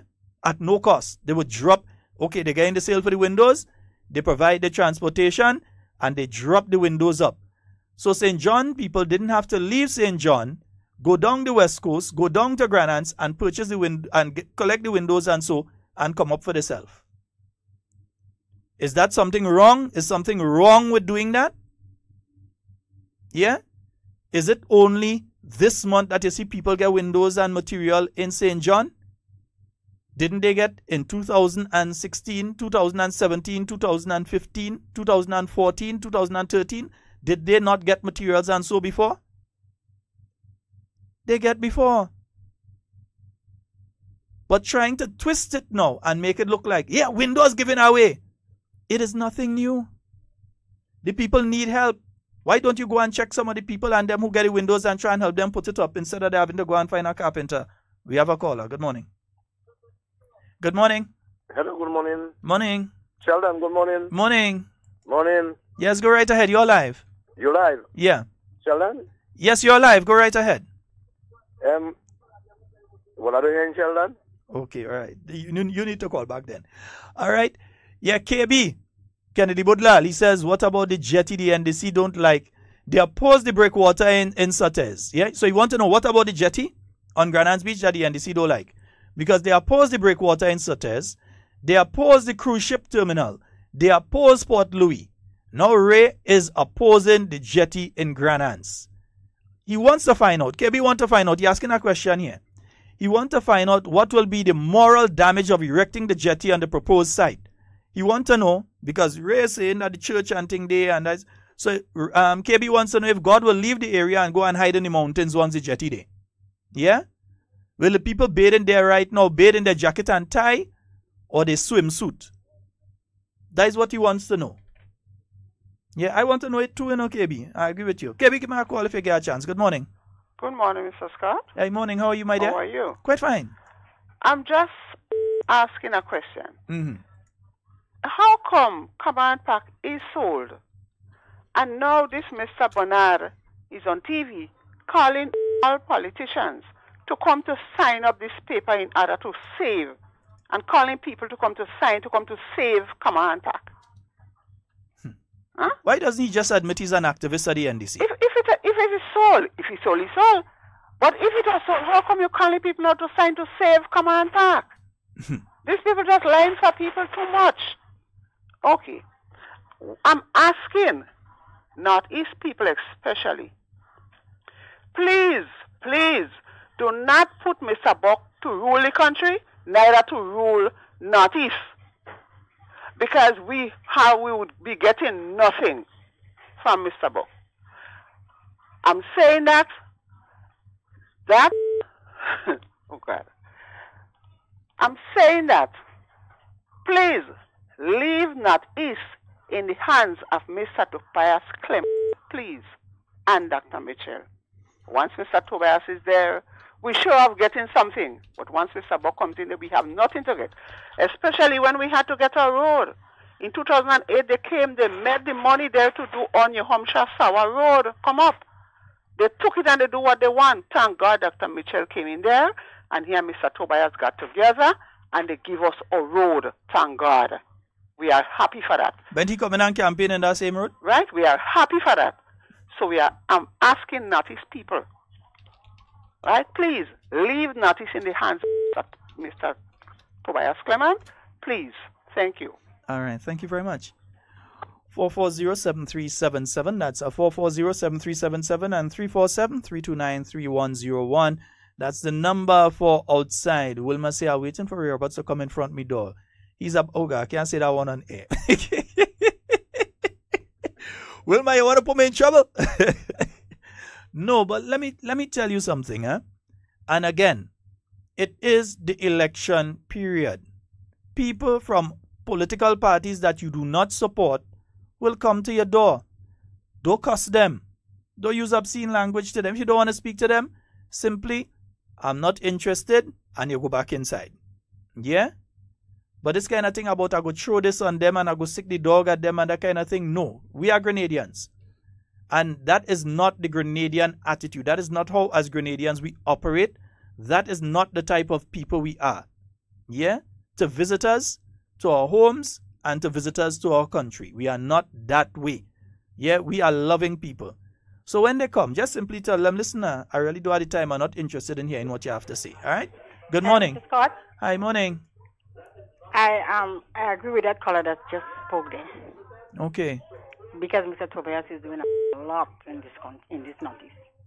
Mm-hmm. I have nothing much to say. Thank you very much. Okay. All right. 440-7377. That's 440-7. Toby, them people bigging you up, boy. Yeah, Toby, you's the man with responsibility, you know. Toby, you have to handle the scene, you know. Toby, you is the one that had to handle the scene. You is the one that had to deal with that situation. Yeah? You is the one that had to deal with that situation. Yeah, put them into political retirement. Put them into political retirement. That's what you have to do, Toby. Put them in political retirement. Because you see me? I know who I'm voting for. NNP are voting for.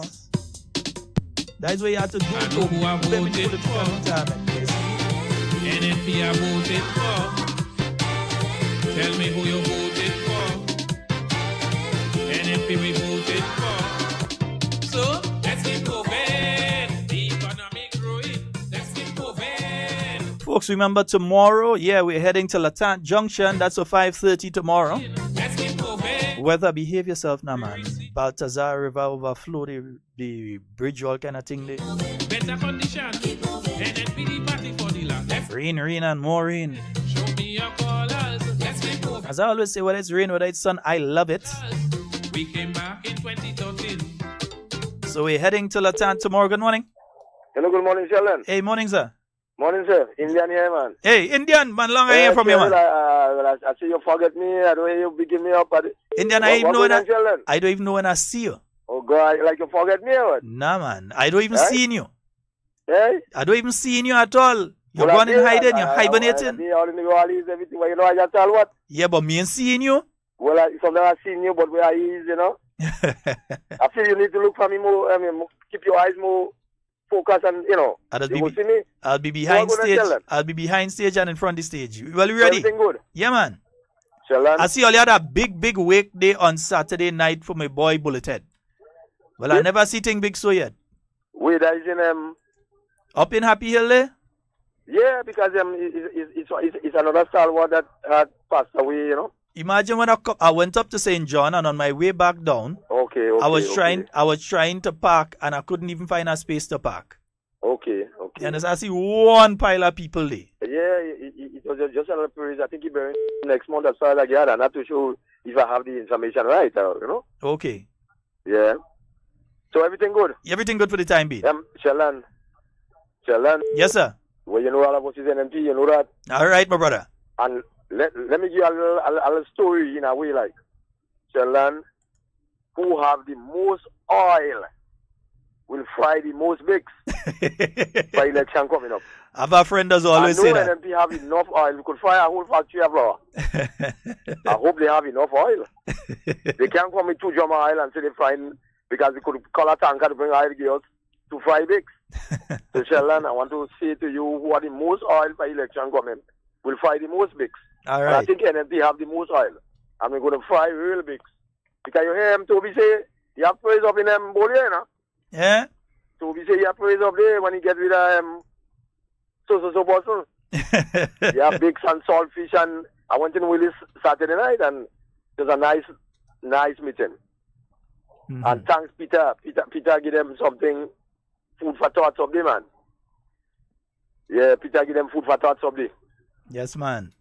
Yeah, so, Sheldon, have a good day, and we're going to meet up tomorrow, please, because we're getting ready yesterday, but the rain show us up, so... Yeah, the rain mess up everybody. All right, my brother. To see you, I will look for you because you say you don't see me. I don't see you. I will look for you. All right, man. All right. That's it. Yeah, that's Indian and the boys up there in Cherry Hill. Hope you all are having a wonderful morning this morning. Hey, Tati, good morning to you. Malaika, morning to you as well. Wait, now, did I say good morning to you, Kathy Albert? Morning to you, Kathy. I'm not sure that I said good morning to you, nor am I sure I said good morning to Hannah as well. Yeah, so morning to both of you. Janice, I see you. Yeah, and Teresa. Yeah, definitely, Janice, I'll be there. I will definitely be there in St. David, God's willing, tomorrow. As long as I have the life in me, I will be there tomorrow. 440-7377 and 347-329-3101. Yeah. So I understand something in life. I've learned that, and I've learned that the hard way. That people that accuse you of something, believe me, they're most likely harboring thoughts of doing the exact same thing. Yeah? I see a lot of guys that walk around the place calling people homosexual. And when you do hear the cry, guess who is the homosexual? Good morning. Hello, good morning. Oops, good morning. Morning, Senator Sharon. Morning, how are you? I'm fine. All right. Okay. Go right ahead. Yes, what I would like to say, I want the resident of St. David Parish tomorrow is launching of our dear minister, and calling on the St. David Parish. I want we all rally behind our representative, which is Minister Joseph, And that is where I'm voting for, because we have a team leader. That is the Honorable Dr. Kit Mitchell. So we have to rally behind Mr. Oliver Joseph. Mr. Oliver Joseph, he is the representative for St. David. We don't have no other representative more than he, and we don't want no other representative more than he. Because the Prime Minister, that's a capable Prime Minister, and he know how to do, and he have self-control. If my Prime Minister didn't have self-control, these people he have behind him, they know he have good and he driving the bus good. You see a bus going a piece of cliff there, you go jump in it for it to go down? No, you go in a different bus. So, Senator Sheldon, and why is Brother Devon? He's not well, so he's not in today. Huh? He's not in today, he's not well. Oh my God. Brother Devon, I wish you all the best. I want to be on the program tomorrow if God's spare, and I'm going to ask Daddy to help me with you. All right. So you, Senator Sheldon, have a God bless day. God bless you, and keep up the good program. All right. Thank you very much. Okay. All right. 440-7377. That's the number for you to get on to the inside. It's strange. I haven't heard from Camille Teresa Scott yet. Yeah. I haven't heard from Camille yet for the morning. I wonder how Cammie's weekend was. Let's see. Good morning. Sheldon, how you doing, brother, man? Hey, I'm great, man. You know, Sheldon, sometimes I'm amazed, right? But you cannot correct. But I don't mind the NDC is doing what they're doing because by chance, when the supporters realize all the lies they have been told, all they had them in a certain trench. Because the guy, a couple colors back, he made it clear. They're operating like in the 50s and the 40s still. Because I had a caller on one program, and this program called and said, they give away Calivini Island. And the moderator didn't correct him and said that Calivini Island was not owned by the government. It was a private family owned that, and they choose to sell it. Yeah, but they have been pushing that stupid talk about government sell Calivini Island for years now. Yeah, and government didn't own Calivini Island. Well, we know they are accustomed to not owning things and selling it, because you understand what that meant last time with the building on Lucas Street. Yeah. Why NNP are operating so? And to me, they wouldn't correct their callers. Like if I call your program right now and I say something out there, you're going to correct me. You're going to say, well, no, that's not the case, you know? But they leave them continue, like they leave them in their trench. And I can understand sometimes when they say, you know, but that security guard in the hospital, I'm disappointed in you, brother. Because you're doing a job and you're supposed to do that job effectively. Somebody behave like that, you're supposed to be dealing with them accordingly. And secondly, Sheldon, I'm saying that they seem to go wrong and have a mentality that they're so smart. It's a simple illustration I normally give them when they come around with that. I say, how come you guys are so smart? In the history of this country, you get 15-0 twice. Yeah, even on Bill O'Reilly, Fox in America, you know, that make international news, you know. The Greeners didn't see that, but I saw it, you know. That make international news on Fox News that this little country called Grenada, the opposition party came from behind and win 15-0, and Bill O'Reilly was like, "Wow, that's the democracy." Yeah. So, you cannot be a stupid people. You cannot be stupid and come back and win an election like that. Twice. And looking for a third time. Yeah? Prime Minister Mitchell will go down in history. Yeah? As one of the most and the better leaders we had in this country. Yeah? NDC can take it, we understand that. But you cannot run a party trying to bring down your people and call them, you know, say you call them that they're stupid and they're poor and they're not right and they're begging, they're eating from garbage bin, they're eating fig skin, just name it. You're calling your people and you want them to vote for you. How can you think like that? NMPites, there's a lot of NDC people right now who wants to come over. Some of them have been down in the trenches for so long defending the NDC. They don't know how to do it.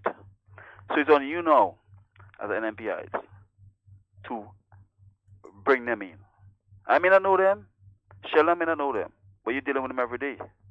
So you have to let them come in. That's your friends. You have to let them come in. Yeah? When they come and cuss you, show them love. Just say, look at Peter David. Look at all the guys who left your party and come over. You find they sad? No, they're happy. And they're happy that they make that decision. So look at them. You can be the same. You can do the same. Come over. The door is wide open. So when you hear them cussing again, just listen to them. And shake your head and say, I'm sorry for you. Because you feel with so much hate. Why you feel with so much hate? We are brothers and sisters. Why you hate me so? Your party make you think so? Look at my party, we preaching love. We have love over here. We happy when we go to a rally or a meeting, I should say. The rally doesn't start yet. A meeting. What a joy. What a joy in our people. So you can be like that. Just come over. NDCI, I know you guys want to come over. I know a lot of you want to come over. I know that. Stop taking anything from your calling program. Just they're deceiving you. Your leaders deceiving you. Sheldon, I remember this guy sometime last week telling me about only borrow $100 million. I said, partner, you didn't listen to the wording. You say you're so bright. Listen to the wording. It's an intent. Mm-hmm. It comes basically like, I mean, you have the ability to borrow. You've been told, okay, in case, for instance, we've been having some serious rains and so you will have to do some remedial work on the roads again. After that kind of rains we've been having on the weekend, you will have to do remedial work. Mm-hmm. And the thing is, if anyone listened to Minister Bowen properly when he spoke at Nikki Steele's launch, and I'm going to play that one of these days for you all, good. He said that your road network basically had to be redone every 10 years or so. And Grenada is going into 20 years without it being redone. Mm-hmm. Yes, so it is at the stage right now, our road network is at the stage that we will have to, after patching up, redo entire sections of road. Yeah. You look at the West Coast, you realize that there are some areas, some more in need than others, that has to be redone. Yeah. The Granatang Road, you realize that it has to be redone. The East Coast Road, it has to be done. Mm-hmm. In the interim, to try and protect the drivers, you're patching. But now you're patching, you have idiots jumping on the radio saying, oh, election time, they're patching. So what to do, lead the pothole? So lead the pothole until after election. But hold on, Sheldon. You know back then, past elections, right? Friends normally come to me and say, well, how come this election kind of slow, so boy, we haven't seen much work taking place.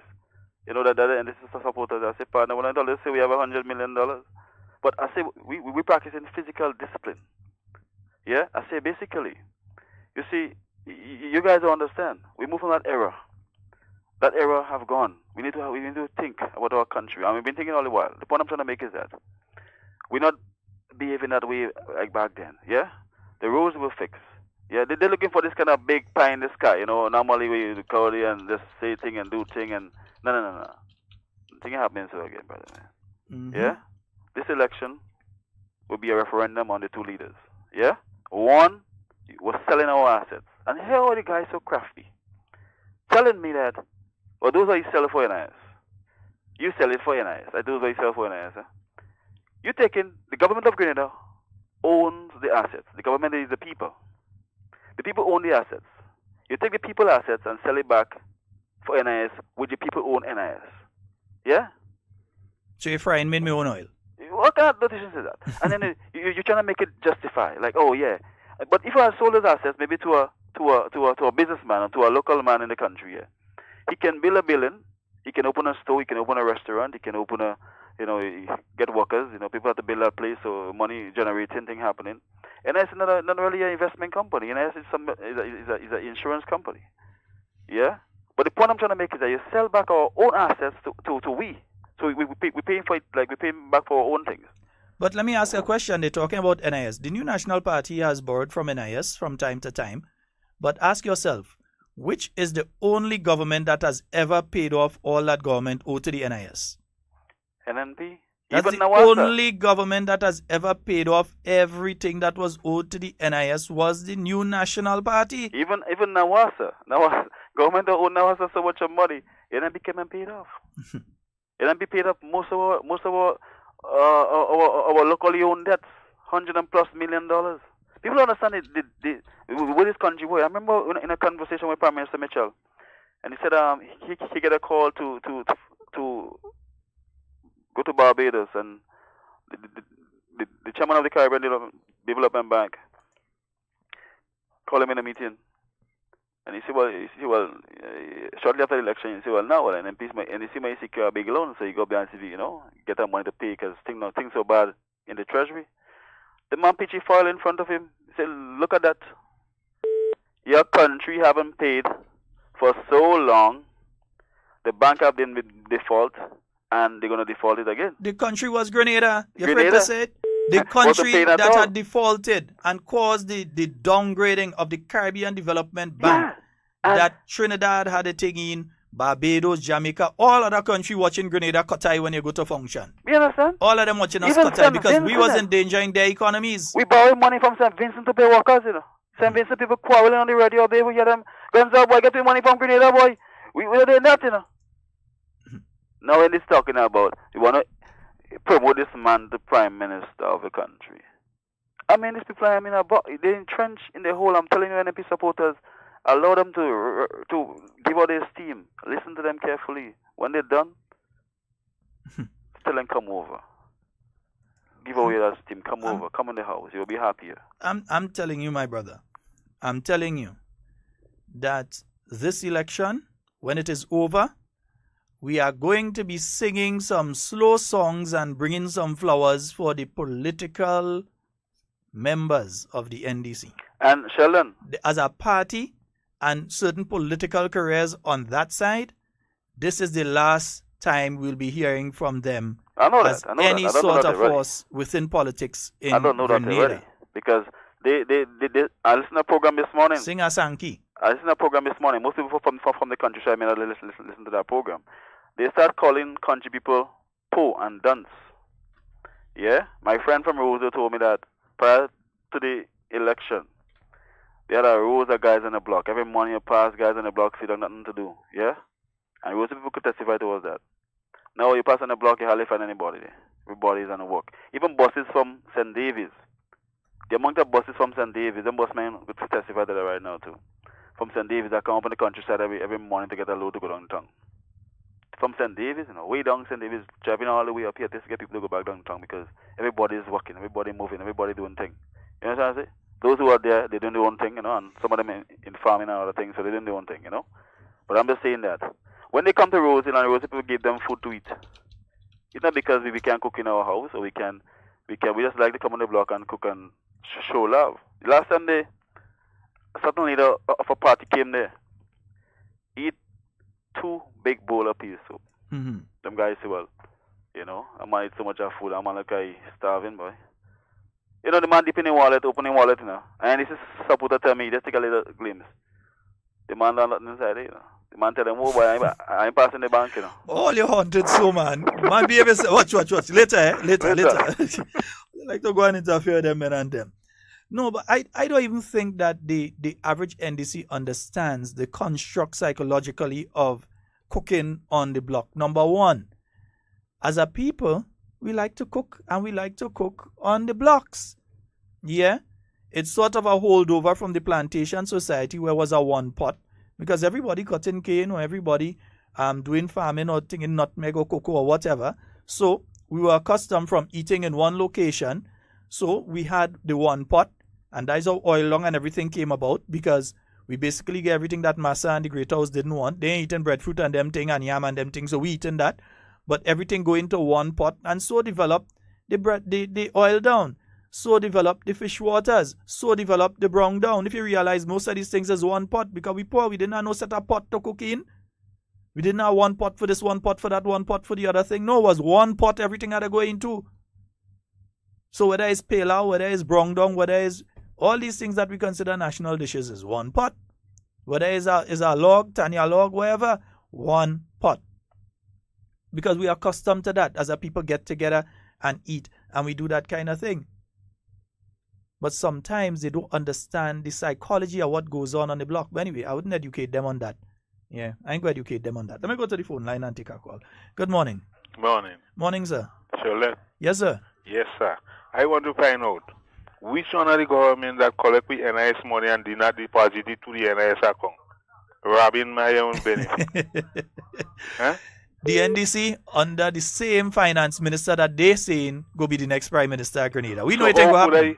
How could I take that in my hand and put him there to rob him, to do what was than what he does before? My brother, maybe they're willing to do it. I ain't taking them chance. But I wasn't willing to put him that way. Which is the opposition leader waiting to recommend for the prime minister to recommend them to get a work? Well, leader of our opposition party, he wasn't the opposition leader. Yeah. Huh?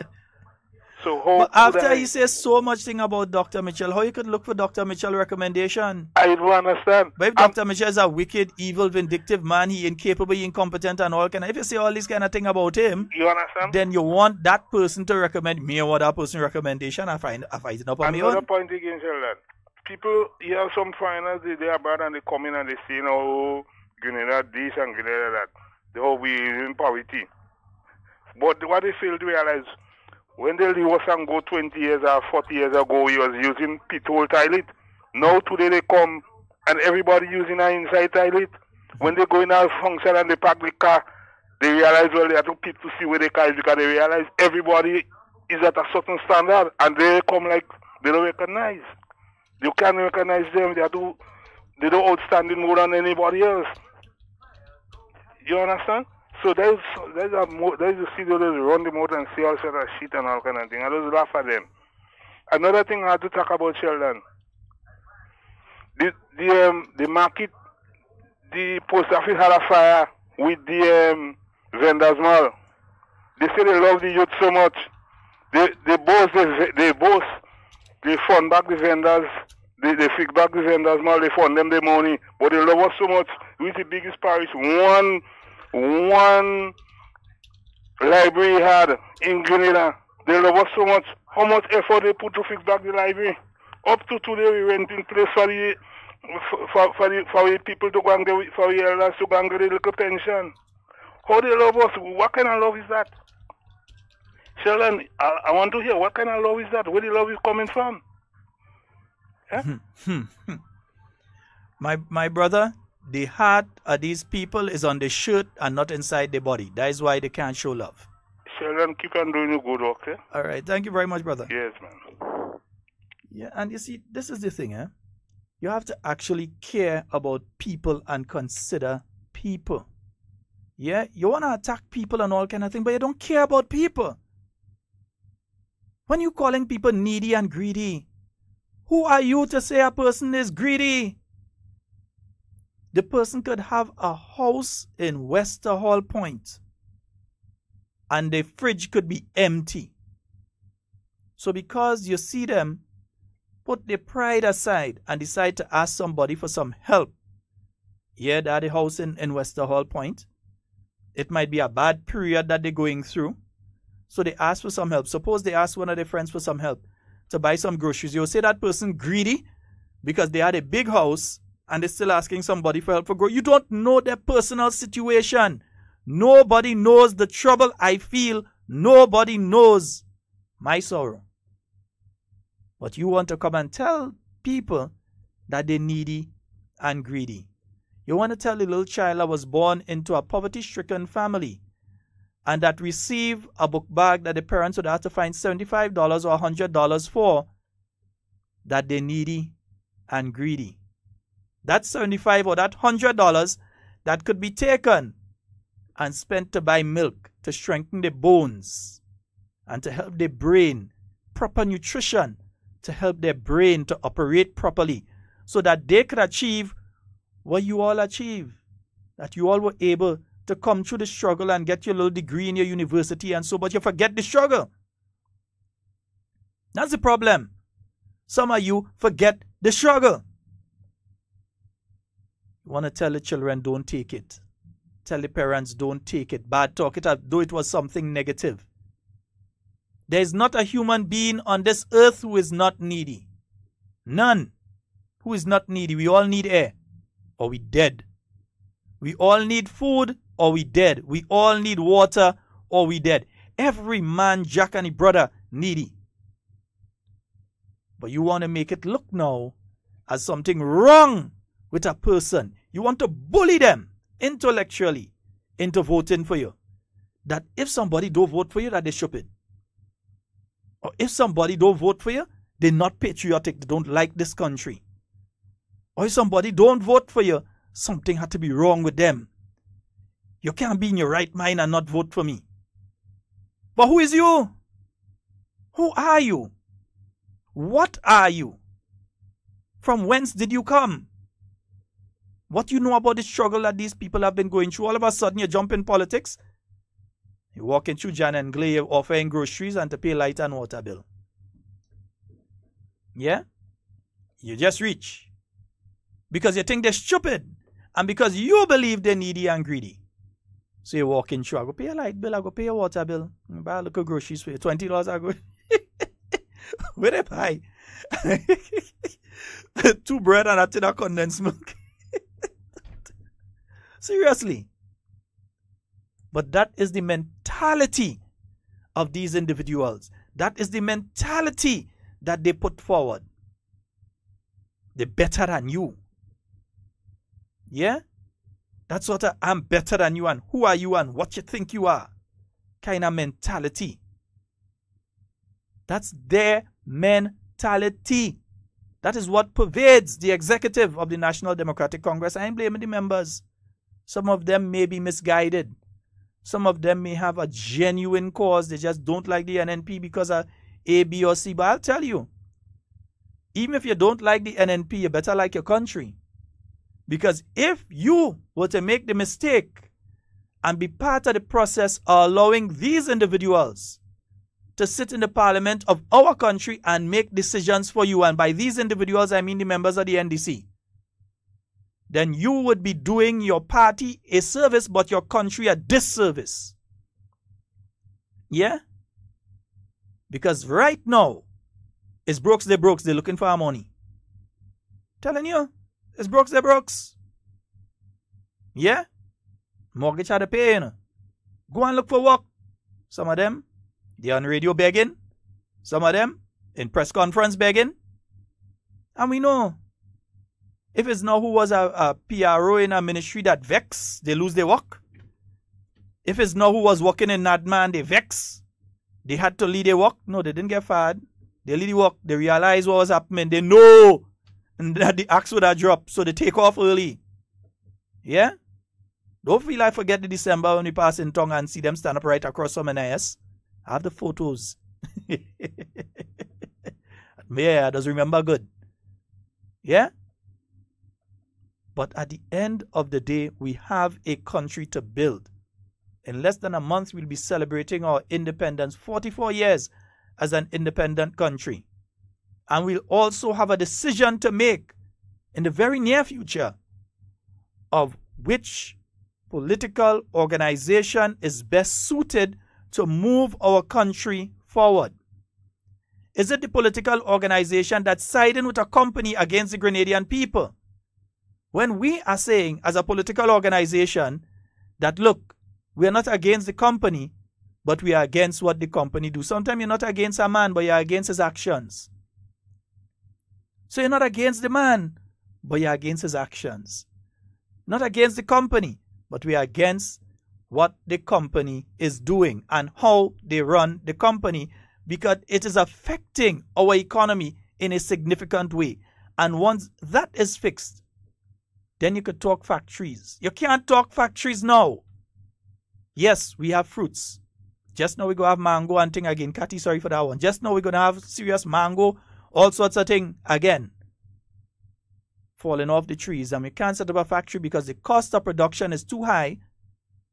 And if the company decides that they're going to self-generate, they're going to generate their own electricity using wind, water, solar, whatever, because of how the law was structured, they would have had to go through the only service provider, and at a cost which would have made it prohibitive. They would not make back their money for about 20, 25 years. So in other words, it didn't make sense setting up a factory. But this administration is saying, let's fix it. The other side is saying, let the Grenadian people continue to suffer. Leave it so. We have a caller. Good morning. Good morning. Hello, good morning. Hi, Kami. That is Kami, you know. Yeah, I got the voice there. Kami, that is you. You get through, you know. Yeah, 4407377. We're quickly running out of time. Yeah, let me see what they say there. Right. Peter Francis. Oh, yeah. The guy with the phone number 4048. Yeah, anyway, right. Let me leave that there. Right. All right. Yeah. Hey, Devon Britain. Boy, after that launch in St. Mark, I hear people, a lot of them only talking about, oh, the Minister of Culture of Grenada wore a short knee outfit at her endorsement. And you have some NDC people that upset because of that. Number one, she was talking as the parliamentary representative for St. Mark, who is seeking another term.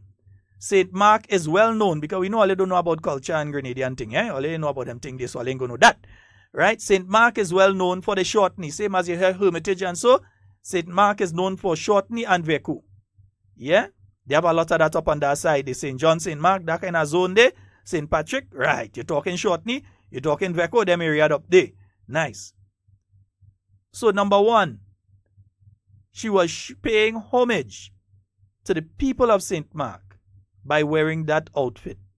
Secondly, she's the Minister of Culture, which includes things like retaining our cultural heritage. So it's good to have people talking about short knee at a point in time like this when it's not carnival.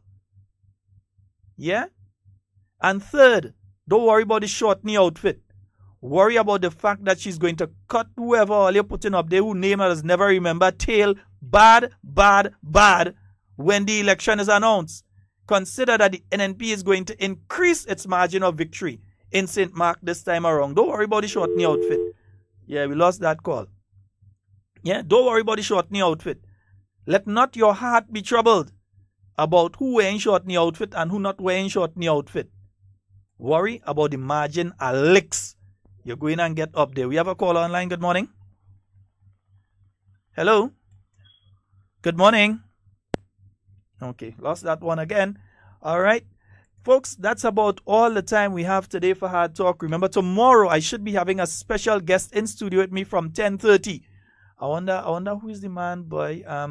Yeah. Is a man a lot of people love. It's also a man a lot of people hate.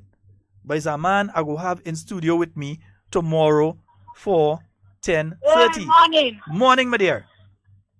Yes, you're live, Cammy. Go right ahead. Hello? Oh dear, her phone cut off there, you know. Oh boy. And that's all the time that we have today for Hard Talk. Oh gosh, unfortunately, we can't go any further. We're already after the 12 o'clock hour. Let me just try it one more time and see if I could get it. Sure, it's Cammy calling back. Good morning. Cammy. Hello? Yes, my dear. We hearing you. Go ahead. We're hearing you, you know.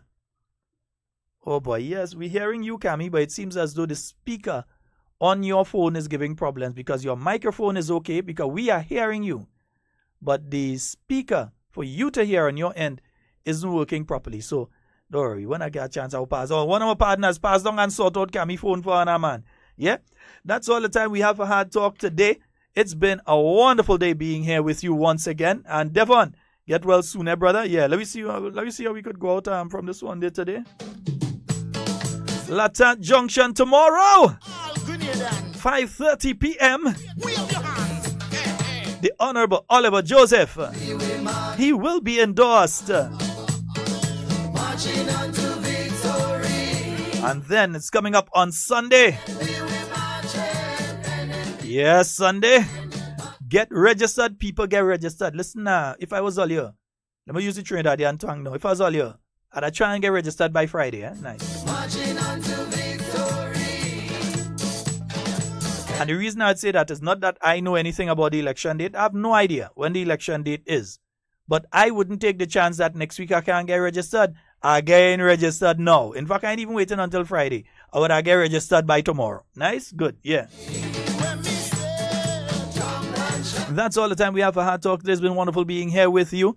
Indeed, my name is Sheldon Scott. I'd like to thank all the stations, 97.5 City Sound FM, 89.5 CRFM, 92.9 Sister Royal FM, and up there in Brooklyn with Noise Radio, We Vibes Radio, 94.9 FM, yeah? Yeah, we're getting on bad on the radio Saturday morning. I just decided I ain't messaging him. Yes, indeed. So that's all the time we have for Hard Talk today. And whatever you say, whatever you do, do it safe and secure. I want to be speaking to and with you and not about you. We are out of here. Stay up to date with all that's happening with the new national party, NNP. Send us a message via text or WhatsApp on 405-8683 with your name, email, and constituency. Stay in the know with NNP. Get updated.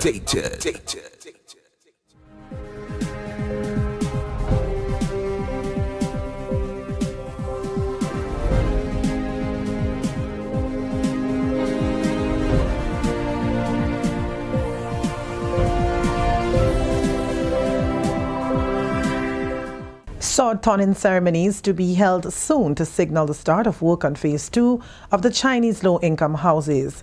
Details to these stories and more in the National Report.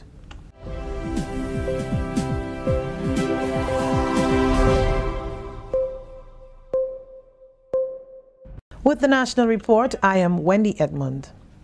The sword turning ceremony for Phase 2 of the Chinese low-income housing project will be held next week. Social Development and Housing Minister Honorable Delma Thomas says the contractor was on site since December. Next Thursday, we will have sword turning ceremony in the two sites where they will be starting, which Corinth in St. David's and the Villa in St. Patrick's. So on Thursday, we will have the sword turning ceremony in Corinth, St. David's, where 226 units will be built for the people of St. David's and by extension Grenada. And on Friday, we will have the sword turning ceremony at the Villa in St. Patrick's, where 70 units will be built for the people of St. Patrick's. We once again want to thank the People's Republic of China for assisting us in this very needy, in this very important gesture in providing houses for the needy people of our tri-island state of Grenada, Carriacou, and Petite Martinique. Houses also will be constructed at 3 additional sites, including Carriacou. So they are starting in Corinth and the Villa, and in May, they will be going to another site. So by December, they will be working on all sites together. And therefore, we are happy knowing very well that there are so many persons outside there who are looking for low-income housing, and therefore we want to commend the Chinese and also commend the government for negotiating with the Chinese for this very important project. Government, through the Ministry of Health, is continuing to wage war against cancer. On Friday, the ministry launched its flagship cervical cancer screening program, Visual Inspection with Acetic Acid, or VIA. During the launch, 7 district nurses received certificates after successfully completing the internationally certified visual inspection with acetic acid medical course. Details from Kevin Frederick. The nurses were presented with their certificates during the official launch of the Ministry of Health's VIA Primary Prevention Cervical Cancer Program. Dr. Carol McIntosh, who resides in the United States and has been spearheading the program during Friday's launch, told the gathering why Grenada was taking such measures. Why we're dealing with cervix cancer is because worldwide it is the cancer that is killing women. Now, cervix cancer is a cancer of the mouth of the uterus, which is the cervix. So those of you who've had children, you know that that's what dilates and allows the baby to come out, and that's up inside the vagina. Over 500,000 women are diagnosed worldwide with cervix cancer each year. Over 250,000 women die worldwide of cervix cancer each year. So that says that if you are diagnosed with cancer, cervix cancer, 1 out of every 2 will die. That is the unfortunate thing. Those are 2013 statistics from the WHO, and it's continuing to increase.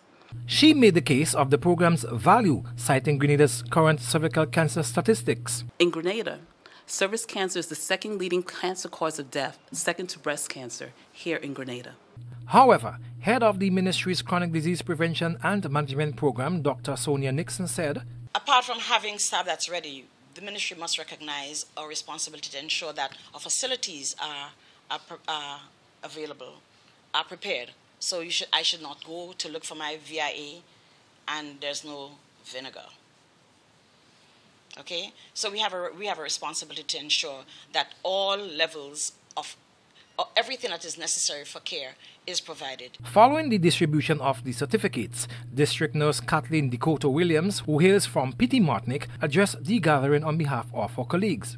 The training has indeed helped in the professional and personal development of my colleagues and myself. It has equipped us with additional knowledge and skills in using another technique to screen women for cervical cancer, which can be prevented and treated if diagnosed early. For the National Report, I am Kevin Frederick. Significant strides are being made in establishing a special victims unit to assist people affected by sexual and other forms of abuse. Social Development Minister Honorable Delma Thomas says it's the fulfillment of a promise to protect the vulnerable in society. Significant progress has been made in establishing such a unit.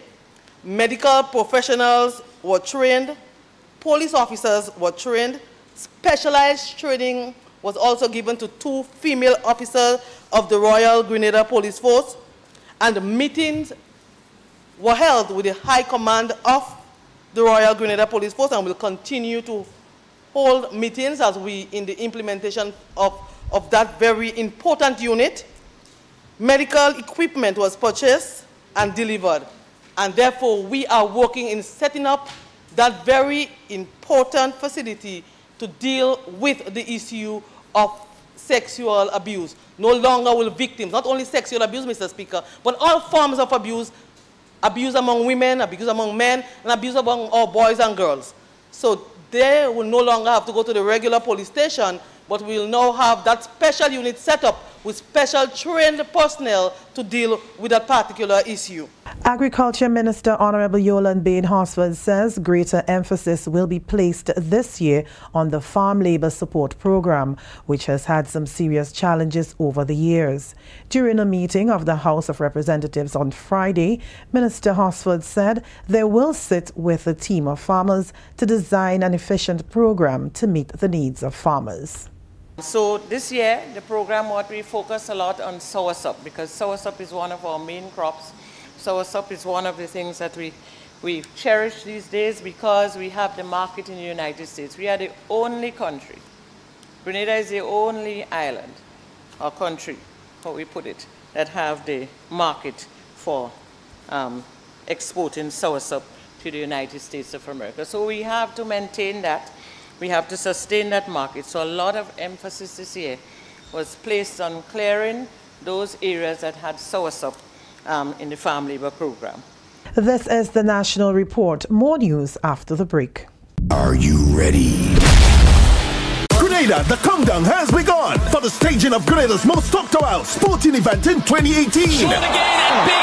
The Junior Murray 50 All-Star Cricket Match featuring some of the world's greatest ever cricketers. The Prince of Cricket, Sir Brian Charles Lara. The world record has fallen once again to Brian Charles Lara. Thomas Kentish, Darren Sammy. He goes big, he goes very big out of the ground. Sir Cutley Ambrose, the Universe Boss, Chris Gale. Chris Gale goes into the second deck. And our first international cricket legend, Junior Murray. He's gone, far behind. Junior Murray in full action at the Grenada National Cricket Stadium, Saturday, January 20, 2018. Gates open at 9 a.m. First match features our upcoming cricket stars at 10 a.m. Then at 2 p.m. we get ready for the main event, Junior Murray All-Stars versus the Prime Minister 11. Added attractions include live entertainment from 4-time Soca Monarch Boise, 2-time Groovy Monarch Dash, the veteran himself, Inspector, 7 times Calypso Monarch, King Scholar, Ledneck Day, and more. Admission $20 adults, children between 6 and 16 years old. You pay $10 under 5, absolutely free. Tickets available at all digital outlets, Grenadian Optical, St. George and Grandad, Mitchell's Health and Wellness, Excel Plaza, Kittens Pharmacy, St. George and Grenville, Heather at the Boutique, York Sneakerwear, Dice Bar Victoria, Calico Supermarket and Big Land Bar, Satan, Golden Auto Grenville, Toyers Bar, and Guelph Gas Station in St. John, plus Rina Mills in Carriacou. Lock the date, Saturday, January 20 to Junior Murray 50. All-Star Match. This one is gonna be epic. Grenada National Stadium. The legends are coming. At a time of dwindling financial resources, CARICOM member countries are holding preparatory meetings in the run-up to a major meeting with the Food and Agriculture Organization in March. Jerry Malcolm reports on an accountability seminar which was held here this week. CARICOM governments will meet with the Food and Agriculture Organization FAO in Jamaica this March to discuss priority areas of collaboration in the region. In preparation for the March 5th to 8th meeting, countries are holding national consultations to determine past achievements and set future priorities. FAO's sub-regional coordinator based in Barbados, Dr. Lystra Fletcher-Paul, said the consultations are extremely vital, coming at a time of dwindling financial resources. We are living in a time of scarce resources. You know that there have been severe cuts for the UN budget for by about 40% by the US government, etc. So we have to now tighten our belt. And the key message here is that we must be much more strategic in the way we plan and prioritize our work, because it's no longer a time of, a lot of money. Addressing participants at the Grenada consultation, part of the FAO's annual accountability seminar, Dr. Paul urged greater collaboration among all stakeholders. You can't do it in the Ministry of Agriculture alone. You can't do it in FAO alone. We have to work in partnership if we want to achieve food and nutrition security. And not only in Grenada, but by extension the Caribbean. We must work in partnership. Grenada's Chief Agricultural Officer Daniel Lewis said the consultation was vital to achieving development goals. That is critical because when the issues and and priorities are discussed at the national level, then they are collated and taken at the regional level. So for the next FAO line of support to countries, they could use that as a basis for developing a specific program. So the goals that we want to achieve is that Grenada would have an agricultural sector that is much more climate change resilient. That means to say put system in place, more adoption of climate smart agriculture system, ensure that we have a strengthened lands, forestry and fisheries in terms of management system. The national and regional consultations are in the broader context of the United Nations Sustainable Development Goals. FAO is the custodian agency for Sustainable Development Goal 2, eradication of hunger. And hunger in its broadest sense, hunger, malnutrition, and overnutrition and obesity.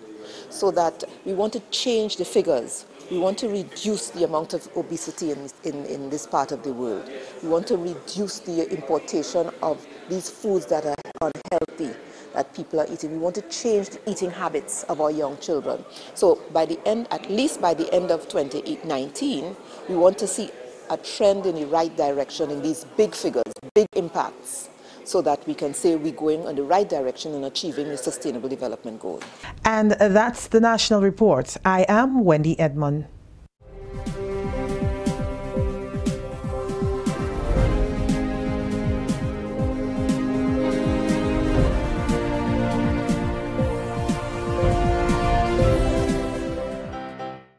It's not really complicated. Elections are about choice. Between 2008 and 2013, $70 million was spent on scholarships for youth. Between 2014 and 2017, $185 million was spent on scholarships for youth. Vote NNP. Vote competence. It's not really complicated. Elections are about choice. Between 2008 and 2013, 1,265 youth engaged with the GIAP. Between 2014 and 2017, 3,725 youth engaged with the Amani program, with a spend of over $190 million. So let's keep moving. Vote NNP. Vote competent.